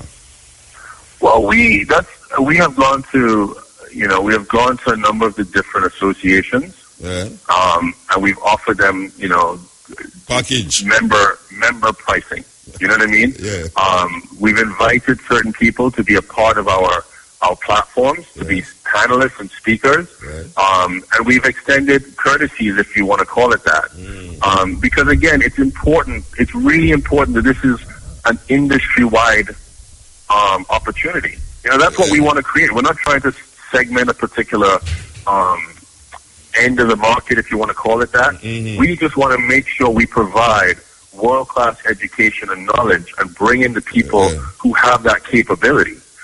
Not someone who's going to come in and say, I'm really smart, I went to some fantastic school, and theoretically this is what I think should work. No, we want to bring in people with practical experience. But you don't want to be talking to the converted already. You don't want to be talking to the people them who know, say, this and this and that, and, TLC and T2T and DDT and all these things. You want to talk to some people who just in a Jamaica plant him like a ganja and need more education. But that man might not be able to spend $30,000 for come there. But I say for charge still, but as I say, within the framework of Jamaican situation, economically and otherwise, the man who can afford to go there, him don't know where you are going to say already. Him are going to know for deal with business. But the man who are planting the ganja, really and truly, who want to know where you know, I don't know if him have $30,000 to come know where you know still. Some people would have to go up online and I hope that somebody shoot it on YouTube that him can see it. Anyway, we have to move still. No, I completely understand. I mean, and I just again, I want to share with you two things, right? Number one, a conference like this in a developed market is going to cost you roughly, $700 to $800 to attend. Right? Just as a relative token. So I'm not looking for a pat on my back, but I do want you to understand that we really try to shave it down. Yeah, of course. To see how best we could make it affordable. I am agreeing that you may really try to shave it down, but shaving down in Jamaica is no year per your head, not little piece of year per your head. Shave down is like ball head, not little locks that spew out of your head, So when you say shave down, you might have talked about shave down with a little piece of locks that thing out, but Jamaica talk about totally shave down now with no ear at all. Right. All right, sir. But the second thing I just wanted to share is that we have gone to some corporate entities who are in the business, and we've asked them, and they've agreed to sponsor people to attend. Okay. And they've done that. So we have probably about 20, 30 passes that have been given out as sponsored passes because, we've given the corporates a decent rate, and they have extended that by inviting people who couldn't otherwise afford. This is not something that's gone to some bigwig who chooses not to pay, and we think that they should be there. This has gone to, folks who we want to have there and may not otherwise be able to afford it. All right, so we have to move. Give thanks for spending the time with me. Give thanks. Absolutely. Thank you for the time and the opportunity. Just saying that next. What time it start, by the way? The registration is at 8 a.m. And then the program will start about 8:45. And it goes straight until 6 o'clock. 6 o'clock. The last session is at 5. Will end by 6. All right. Give thanks, Mr. Thank you. Yes. And we hope you'll join us. Well, we have representative here that will join you. We'll give thanks for the passes that you're saying here too. We'll give thanks to the pass them. Okay. All right. Yeah, that was Mr. Douglas Garden He's part of the organizers for the conference that will take place tomorrow in Montego Bay Convention Center, talking about the future of cannabis in Jamaica. 20 odd speakers. But you have music will stay that way then, you hear it for the first, and then you say, but after you keep hearing it, it kind of grew up on you, man. Magma, yes. And you thought of Bermuda too, yes. So you will say so now. The other day, the thiefless company in Jamaica put the whole of Jamaica in a darkness. Jamaica Public Service lock down the country. You see when I see the light gone and I see it now come back, I say, I wonder who are invade Jamaica now. I'm trying to figure out who invading Jamaica. Because I say, you know, so the next thing I hear now say is them take over RFM and a broadcast where they want to broadcast for it. I don't know the people that will listen. But the government, it really hard to have one company monopolize something so important to the Jamaican landscape. It's very weird. And when I say forget our next company, because we understand the economic situation of getting our next company for supply that and wait to take for supply the electricity and if they're going to make the profit and everything there. Why them can't make alternative energy sources for electricity very affordable to Jamaican people, normal Jamaican people, like Al Neil. Normal. Where you have sunlight, you have water, you have all sorts of energy that can be made in Jamaica, you know. But yet still, them allow one company to monopolize it and then make the all other alternative sources very expensive for normal Jamaican people afford solar energy and the other energies them where it's necessary to make light come at your house. Now, you cannot imagine how much people did have them chicken in the fridge for a long time. Because it not take much for your fridge start to sweat, you know, and then the little idiot meat and the pork that we have in there start to drain out back the eyes. And by the time electricity come back, you have a touch meat. You know, when people at the weekend there eat touch meat. Shamara, she love touch meat, you see, man, may I tell you. May I say, when are we, as people in Jamaica, going to get a fair deal from these people who control our life? Because if one company in a Jamaica can lock down Jamaica that way there, can you imagine if some guys decide they're going to do something and decide say they're going to infiltrate GPS, and the first thing they're going to do for do certain things is to get rid of electricity, and it's going to feel we can have generator and solar energy. Solar energy is simple, man, and the government must take heed to what happened the other day, and the government must make moves to allow normal Jamaican people. Don't tell me say it can't happen, you know, because this and that. It can happen because it is happening in a whole heap of other countries. Normal Jamaican people should be able to have solar energy in a them house, so that when Jamaica public service, because it's not the first time it happened for the year, you know. Not the first, and it's not going to be the last, too. Because they're going to use somebody, you know, and say that caused it and that caused it. And then there's no compensation. The government should ask for compensation, because me remember when Ivan licked Jamaica, we was paying for that catastrophe to GPS for years. Every time your light bill come, you see a part there where sing loud say, well, the reason why you pay that over there so is because a hurricane did hit Jamaica 2 years ago and we still have to pay for it. So who going to pay for the man fridge where every time the light come out, boom, boom, and come out, boom. All my upper my where me live, you know.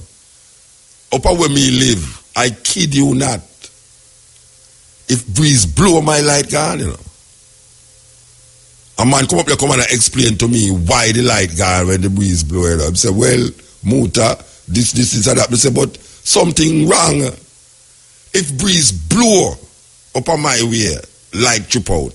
And then the trip out back, trip in, trip out. Something wrong, man. Something wrong. Just like the road them, just like GPS, just like the government. And I tell you, from the other day, anything wrong in your life, blame the government. If your man left you, blame the government. Because if the government did not provide work for him, the man could afford to give you some money so you can't do it to cost him. If you buck your toe up on the road, blame the government because it's something on the road where the government should have take care of, and the government blame the government. The mosquito them, blame the government. The GPS outage, blame the government. And if hurricane lick Jamaica, blame the government. Because them want to tell you about how them attack to God, them is divine into them want, them have all these talk. But them have communication with God and them have pray this and I pray that and I pray that. The more them pray, the worse things get. The government is responsible to the people. GPS is responsible for make money. The government have shares in a GPS. And when GPS locked down, and the whole country locked down, including the government, what the hell will happen when a little unscrupulous little country decides the way to infiltrate Jamaica and to take over Jamaica is to attack GPS first? There's no alternative. No alternative to that. Right now, we see whole heap of places in Africa and some villages. They make certain things available. The government must make alternative energy available to the normal Jamaican person. And we see that the rain a fall and the dirt is still tough.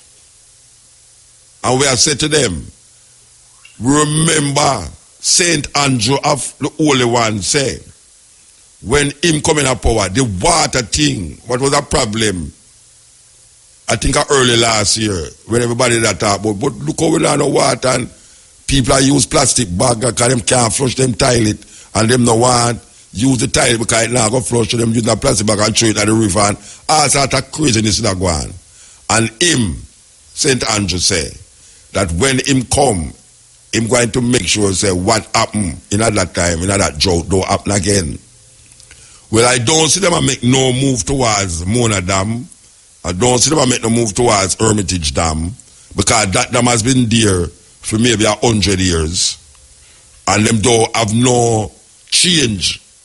The population of Kingston and surrounding areas has increased manifold and it is the same water thing that is supplying for how much years now, and when I say consecutive government come and don't do nothing about it. Nothing about it. When it's a worthless set of politicians, the whole I know. Because if the same thing keep happening all the while and then not change the thing, on the worth are worthless. On the worthless more than Trump and Hillary. We are saying that there must be something that can be done for one company don't hold the country at ransom when them fall short of doing something that they are paid to do. If you throw up something over one of them wire, them come carry police to you and everybody, and you're in a security area where them no make light reach you. So you decide that you're going to take light in your own hand. And then after you go thief them light, them want to lock it off for you. It's a wicked set of people, them thief from thief and God laugh. You are thief them electricity and know them lock off it. And hey, Jamaica not easy, you know that. Believe you me. Jamaica not easy because yes, JPS are rob the people, and the people them are rob JPS. And everybody at the government are rob the people. It's peer robbing. I want to become a politician or a preacher. I think politicians and preachers make the most money in Jamaica right now. Or open a morgue. Because, may I tell you, man, I know a Rasta woman who own one of the biggest funeral parlor. So supposed to make millions. Millions! Maybe I should have opened one of them places. Me and Shamara could have opened a dead house. When we are picking, we call it dead house. Because you can't lose, in Jamaica, you can't lose half of the dead. You can't lose half of the living because the living going to kill you. But you can't lose half of dead. We don't know where them youth don't have what Mobia deal with Rasta. You should have many marks on Mobia. The amount of killing we are going down there. Me calling upon some of the scammers them for use their money wisely, open some mag. Because it seems as if it's that kind of country that we live in now. Politician, preacher, and death. The politician will promise you good living when you're alive, and the preacher promise you good living when you're dead. And the people them pay for electricity. I like how we are now, me I pay electricity. And every time breeze blow, my light gone. Me don't understand that. Me ask a man every week a man come read my meter. Him stand up at the gate and knock on my gate. And I say, oh, I say, JPS. I say, you're mad, boy. Why you want me to walk my gate to you say you're JPS? I'm mad, you're mad. You have to tell me something different. But you want me know if you look and see, say, the car about JPS. Don't let me say, but you don't say them guys are going to scheme, you know. Because you have some man now who put all JPS or police for all them car, you know, with all siren for the top. And your building say real police. And they were all in the arms and first and all them thing there. And a criminal. We get sophisticated at Jamaica, you know. We get very sophisticated. But I don't mind about it. But JPS, anyway, when we look, we say, we come for read your meter. I mean, I say, when am I read, so? Let me read, number. And the light bill at the same every month.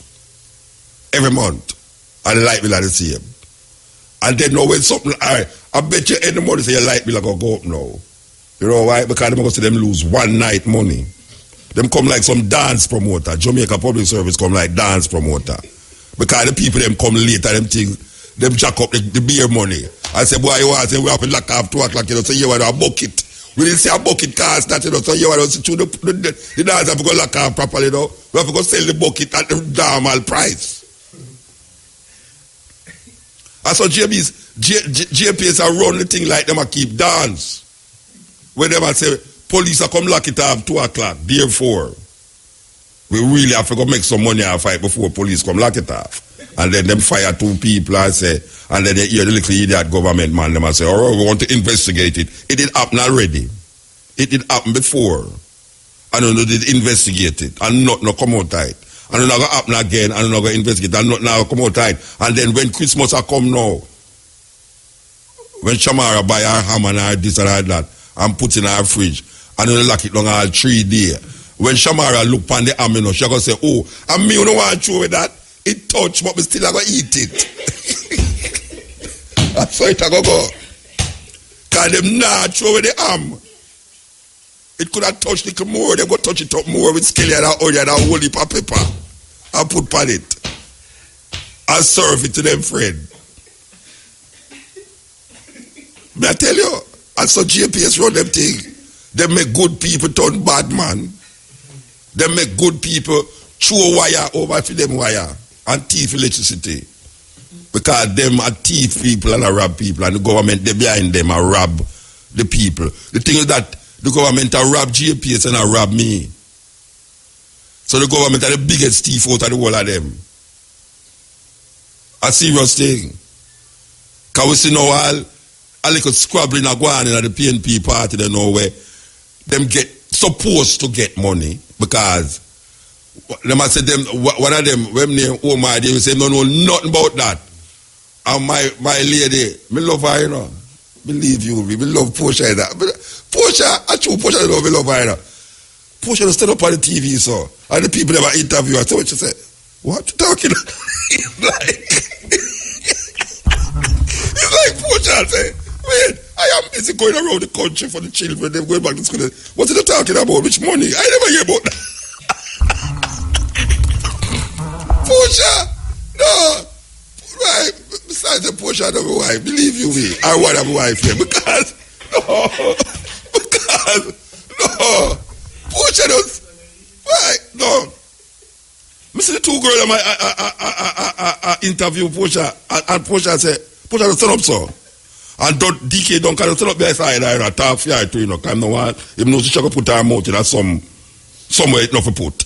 And him just attack to her. So Portia don't stand up so, and the two girls in my interview, well, you see, I've been busy going around with the children. And them say, so you don't know? And I say, what money? I like shut down soft, you know, like I'm turn up the volume. We have to turn up the volume and say, we had a portion of that talk, turn up the volume, let me hear what she say. I don't know nothing about that. What money?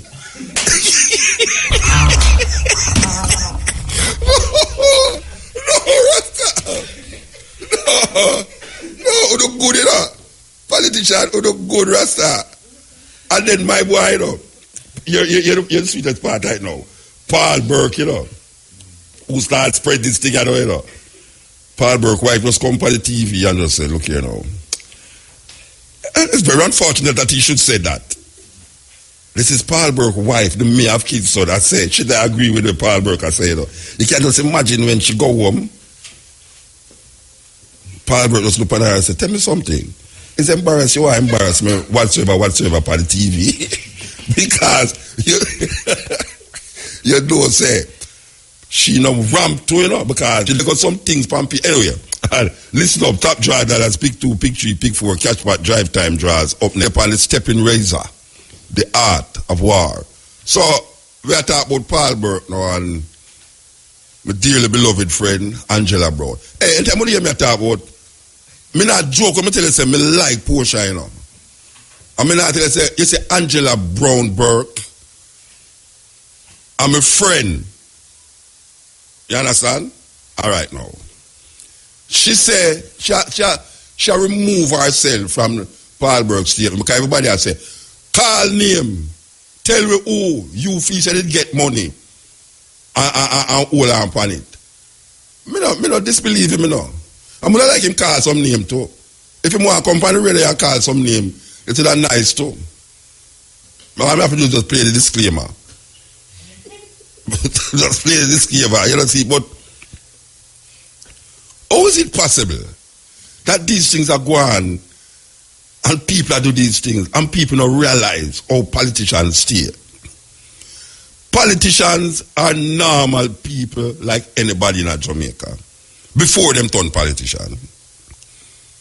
We see them, we talk to them in them business, them go to school, them family and everybody. Them is normal Jamaican people.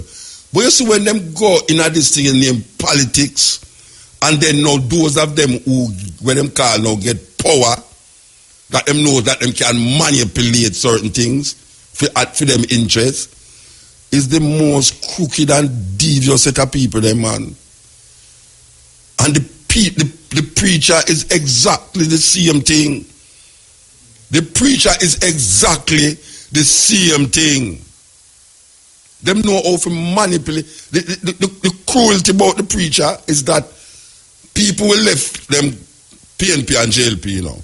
They will give it up quicker than how they will give up them religion, them Jesus.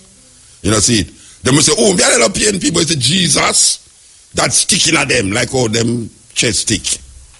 Them now give up that. So you see the preacher know how to bob and weave and draw out your soul that him can send him picnic to Miami when you can't send your picnic to the arcade. And your money I used to go to Miami, you know. Your money I use him, I take it 10%. I tell the story all the way, I'm not no joke, you know. You know, so one day I go in a bank and I say, I want to put some money in a Jesus bank account. And the woman started laughing. I say, but me hear the preacher say you must give your money to the Lord. So I want to have a bank account. I say, Jesus now have a bank account. So. You know, say, it's a big generalship thing I go out with this 10% tithe, what them saying in the Bible. Give 10% of what you earn. Jamaican people are hardly earning anything.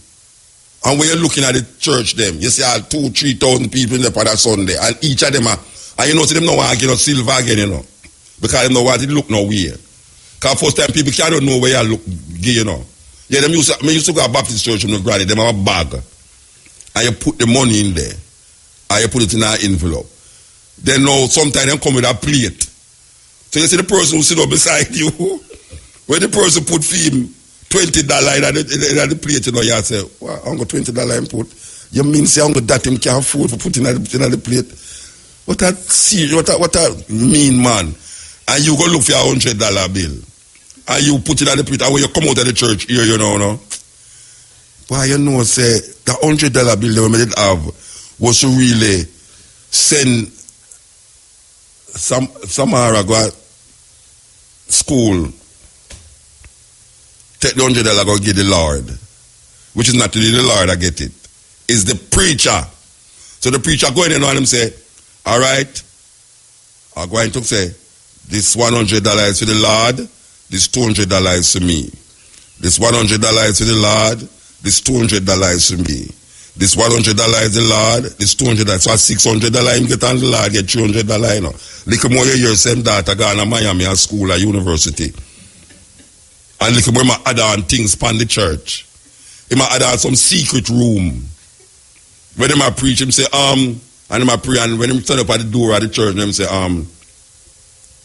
Sister Shamara, you know, I've been watching you a very long time, and I know that you're a very dedicated sister, you know. Could you meet me in the room, back room there, a little minute there? You say, yes, brother. Yes, brother Neil. Yes, brother Neil. I say, okay, and go sit down in there, I sweat the rat, you know, at the back. I wait for Sister Shamara to come in there. When they look, him say a big boss tone man come in there. And you attack, but you want Sister Shamara come in. So, them wicked, you know. It may sound like a fun thing about it, a serious thing. I go out of Jamaica with them passing there. The politician and the pastor in Jamaica cannot be trusted. Them cannot be trusted. I don't care if nobody wants to muta this. The views expressed on this program does not represent IRFM. It's Mutabaruka say that. Mutabaruka say politician and preacher in Jamaica cannot be trusted. The politician cannot be trusted with your money. The preacher cannot be trusted with your money and your daughter and your son. Cannot be trusted. They cannot be trusted. People don't want to lift them picnic with Rasta. They say, dirty Rasta, I'm going to smoke ganja and make my picnic get bad. They want to lift the son summer school with a parson. Let you picnic with a summer school with a parson. It's a dangerous thing that you are doing at this time. Very dangerous. Very, very, very, very dangerous. To make your little child go to stay with a parson in this time. They cannot be trusted. You know how much little girls are get molested in a Jamaica by parson and them not reporting it because the parson give them as a Bible verse. Bible verse. Hey, the thing me just talk out of my head. I know out of my head me talk about something where me know. Just like how me didn't know the parson, not a parson, a father run a water house. Who anytime the people them come in, them tell them bad what they will go. And them in there, I watch Blue movie. Parson. When me a youth already a parson box, me never know me could have star, you know. A father from Roman Catholic Church. White father, short, bald head. We used to play baseball. I'm forget my mitten with from my hand. The father said, "You forget your mitten?" Boom! Shot me a box right. I said, "No, it's serious." I said, "Wait, the father boxed me to rat. I can't box him back, you know." Hey, you see, me a youth nowadays that a father box me. Trust me, police would have to come for me. Him could have kneel to the Pope until Jesus little more. Me a box him back. A serious thing. As a matter of fact, him lucky because now, I wouldn't even box him at the time when he box me now. I would have make sure to go for your Bible. Because them Bible they thick. You'd have some thick Bible, you know. First time when you go to church with the Bible, you walk sideways with the Bible heavy. You see when I clot with a buckle there, with a Bible there, one box in the Bible, if we reach out every day, the trumpet them a blow. I don't remember this part, I don't remember his name, but I know him used to teach at George's. Because I used to go to Old Trinity Cathedral Church. I used to play baseball for them. And the man, sports and games, the man boxed me. But you know, it's just a box me did get. The little boys, them, what them call altar boys, were just up in a dress. It's not even like African clothes them have on. It's dress with frills at the end. And I walk with the incense burner. Like some haunted house. And then those of them who was wealthy sit down at the front. And those like me and my mother sit down at the back. Because we can't give coins. Them give envelope. Roll up the envelope and drop it in a little bag. When me and my granny go to church at Jonestown, them have the wine. And them give you the wine. And then after that, now, them say, give as much as you can to the Lord. Them have like, use the Lord as scapegoat. Terrible thing. And now we come to the pastor, them do it. We come to the politician that do it. So if everybody has scammed the people them, what do you expect the people them to do? Everybody has scammed. You look to a person for guidance in your life. And you go hear say he's a scammer. What do you expect the people them to do? It's a serious thing. Serious thing. This is the stepping razor. Yes. Yeah, Muta. Blessed. Morning, howdy. Wait, you come back, man. Oh, God. I'm my next girlfriend. You come back. Yes, me come back, man. Tell me something. Where you do America? Me go look for my friend and my family, them. And I spend a wonderful time. So wait there. But I don't like foreign, you know, Muta. I prefer Jamaica, 100%. Yo, you know what me talk?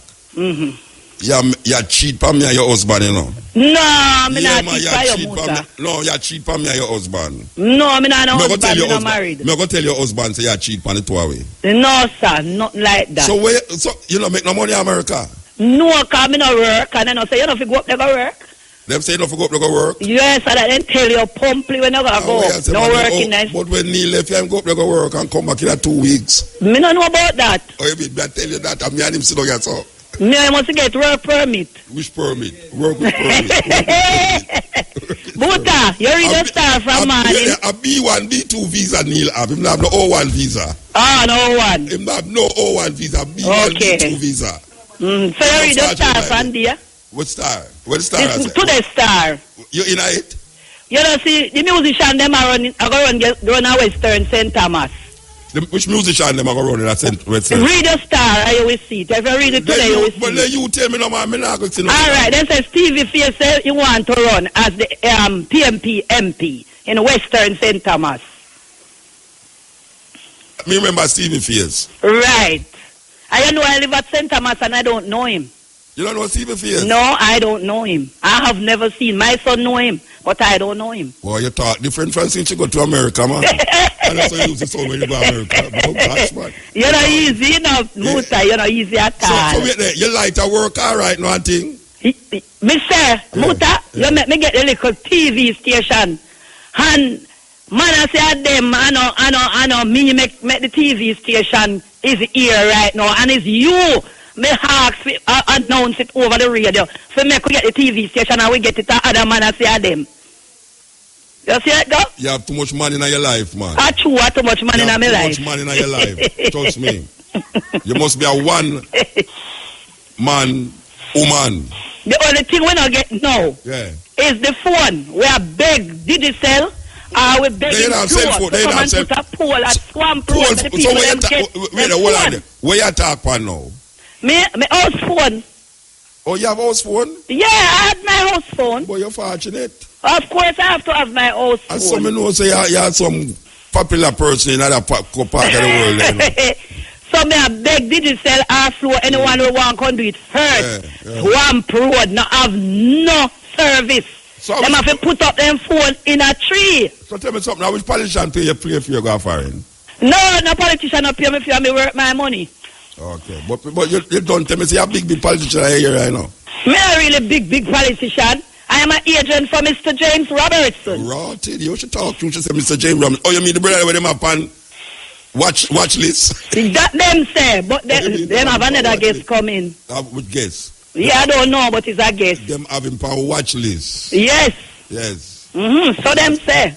You know, me have a little girlfriend also. Sorry for telling you, me have a whole heap of girlfriend. I don't go you one. I don't mean one. All right. Me have a girlfriend in Port Maria there, but she a GLP hardcore, you know. Like myself. You know, the other day she called me. Guess what she there? Alaska.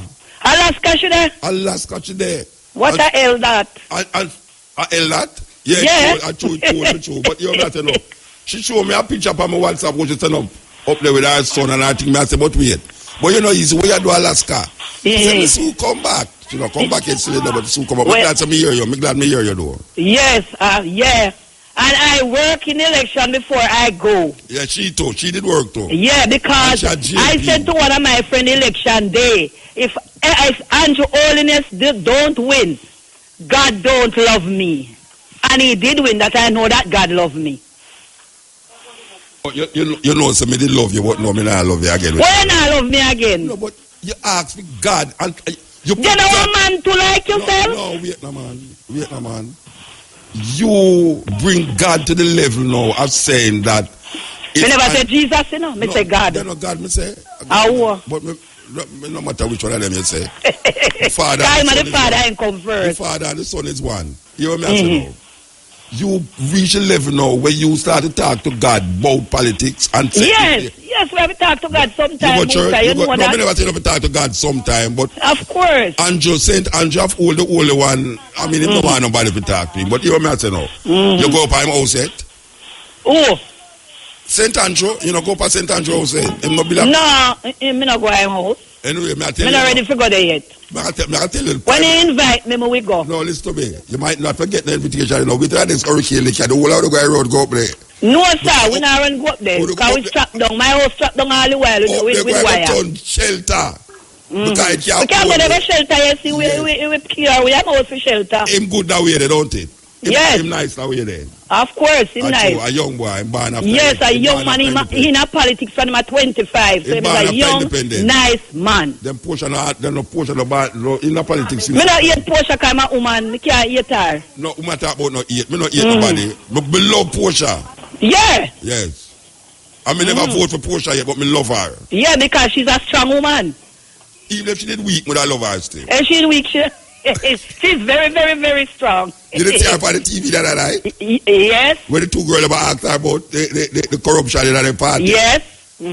Why she look subdued? We know when me like she said, do I look like a loser? No, that's a long time, so. That's a long time, so. And the party carry her white. That's why I don't know for church party, because 2-time party. Yeah, that's true, you attack. Because right now in a St. Thomas is the poorest parish. I don't know where it cover with church. I'll whole heap of church out of Yalasby I go make up now. Whole heap of bill. Yeah, anytime the people them. And it's the poorest parish. Yeah. So welcome to the highway. The highway, we are going to get the highway. Yeah. Why yes, but plenty of the people them say they don't want a highway because Yalas chicken now go sell. Yeah, them have to go byway instead of highway. Yalas chicken is not going to sell again because of the highway. They want yes, to right, that they must say. The poor so me say the highway now come for me, to come for my great grand and my grand. Okay. Yes. Hear the great grand round at the back there? Yes, I said grandma, you hear him? Yeah, oh, you hear him. Yeah. All right. Me gone, Yes. you know. Yes, so you take care. I love your Muta, love you. So when you go back to America? Next year, so you have to travel on the visa, then we take it away. If you don't travel? No, man, not go so bad. Yeah, man, something go so. If you don't travel on it, then take it away. No, here what no, not go so bad. You sure? No, I mean, not go so man. All right. If them give a 10-year visa. Yeah, 10 years, me have on 3 years gone out tight already. And 2 years go tight before me travel. Man, if you not go there for 9 years, it's still legitimate. The visa is still legitimate. Because you have 10 years. As a matter of fact, they would have preferred not to come there. Yeah, I hear your Muta. Yeah, anyway, me gone. Yes, all right. Big up the whole of my taxi man, them alive. Here and Skello from Portland. How much taxi you have on the road, by the way? How much taxi you have on the road? How much for taxi? Wow, this is just pass a ball out, me name them Muta. Wow, the Joe, Mataran, the whole of them. If you cry, you'll ask your ask anybody to say your card. I gone. Click on. Yeah. Mota, blessing. Blessed man. You know what I say? About 9 years ago, right? Yeah. Me hear you play a key. I'm going to try to get here from last night on the cutting edge. You know, I think I did join at the studio. When I say, when people get one of them hear dog bark, and people uptown and them hear dog bark. I don't know if you remember that there. What me say about the dog bark? Like when dog bark and they get here, you know, say, either a shot go box next or somebody a go dead. But when when dog bark uptown, they know say everything alright. And you talk about me say that on a tape? No, man, you get to play a tape. It was you who on the tape, but you didn't play the tape. Okay, all right.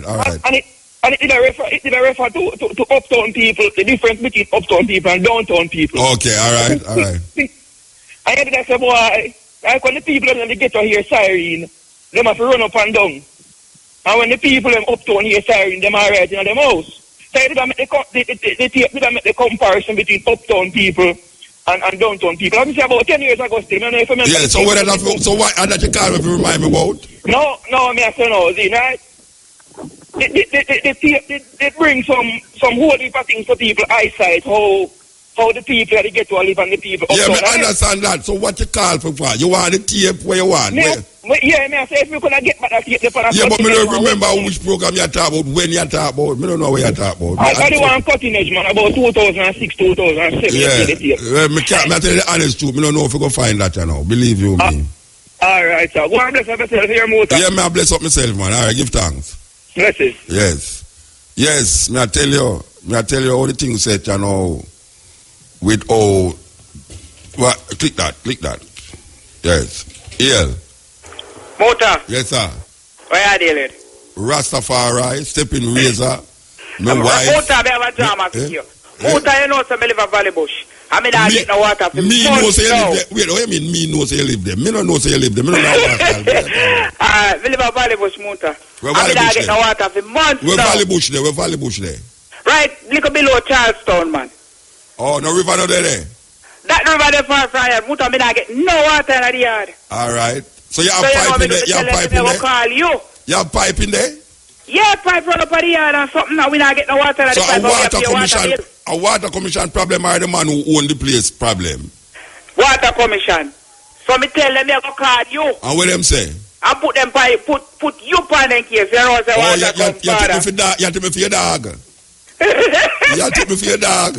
No, Muta. Oh, you mean no, Muta? Water come when me tell them, so me go phone Muta and tell Muta sound and style. Yeah, so you set me upon them. Oh, you mean? Only you one can get things done. Mr. Sorry, say you're not the Prime Minister. JPS mash up the microwave. Mr. JPS mash up the microwave, Muta. Liar tell bad. Mr. Why they when the blackout? You see when the blackout and the light come back, you know, it's an idea about 3 times or 4 times ago when he come back. Because you never remember to turn off your microwave. Me never realize that, Muta. But you never have nothing in your microwave, or you turn on your microwave, you never have nothing in there. But Muka, I did plug in and left there. Where you put it in a microwave? No food for your top. No, all right. So where you are, you see, you're not going to get no compensation for that, you know. Now get nothing for that. Me know that. No, man. Just like if you can't match up in a one patrol. You can do a course, say damn government, but them not going to do nothing more. But if you lick down one of them sign, them going to charge your feet. Yeah, me understand, I mean. Yeah, but so, the motor water come, I mean, I know how long it go last for. The water come as you talk, you know? Me say water come, because me tell them, me check them till I tell them, I go link you. And the water come? Me I tell you, water did the flowing like not now. You never know that you say. You know, me I say to you, motor. No, what you say? You go a water commission and tell them. No, say, me call him on the phone. And say you don't have no water. For 5 months, so me not have water available. And for you go say you go tell Muta. And me say me go call Muta and tell Muta. You can't beard now. Oh, I'm to your Muta, man. You can't Pepsi back me a little beard with. I'll pay. Muta, me go down seaside, run over seaside. My brother I love you carry water from the choke of the yard for beard. Me go down there and try the beard with soap in a salt water and in a soap up. And true, you remember, you mentioned Muta name, no, you have water like. Yeah, tell you Muta, more you run for the next Prime Minister. I hope you don't go to somebody and tell them, say, you go tell them, say, me say, if you give them money, you know. No, sir, me don't them the thing, my motor, you know, so the man never make them big move when if the but if the government has scam you, what is the command on the road? You know, say, the boy, them, St. Andrew, them make them big move for bringing them gun and, you know what I mean? So we have to know them lock out the light for bringing something on the island? Yeah, man, you don't know, so I say, go. A conspiracy, but me kind of, me not rule it out. But every time they make the move, they lock out the light. Anything bad, what you think about politician, I saw it go. Yeah, man, and the pastor, man, they want to shot through them mouth. Why you say I wicked them, man. I collect the money. What you give it to Jesus? When I in a feed them pocket. Yo! Hold on, man. Oh, you could go say that? Oh, you forgot say that? Oh, you mean? Pastor thief? No, then wait then now. You never thief not yet? Me? Yeah. Only a man me thief. I don't know thief me thief it. I take it. You take the man? Yeah. You want shot in your mouth? Yeah, me gonna leave you. I'm not terrible man like that, though, eh? Go on, click it now, click it. Yeah, stepping razor.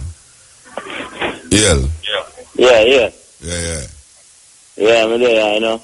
I listen to the program one thing. Alright.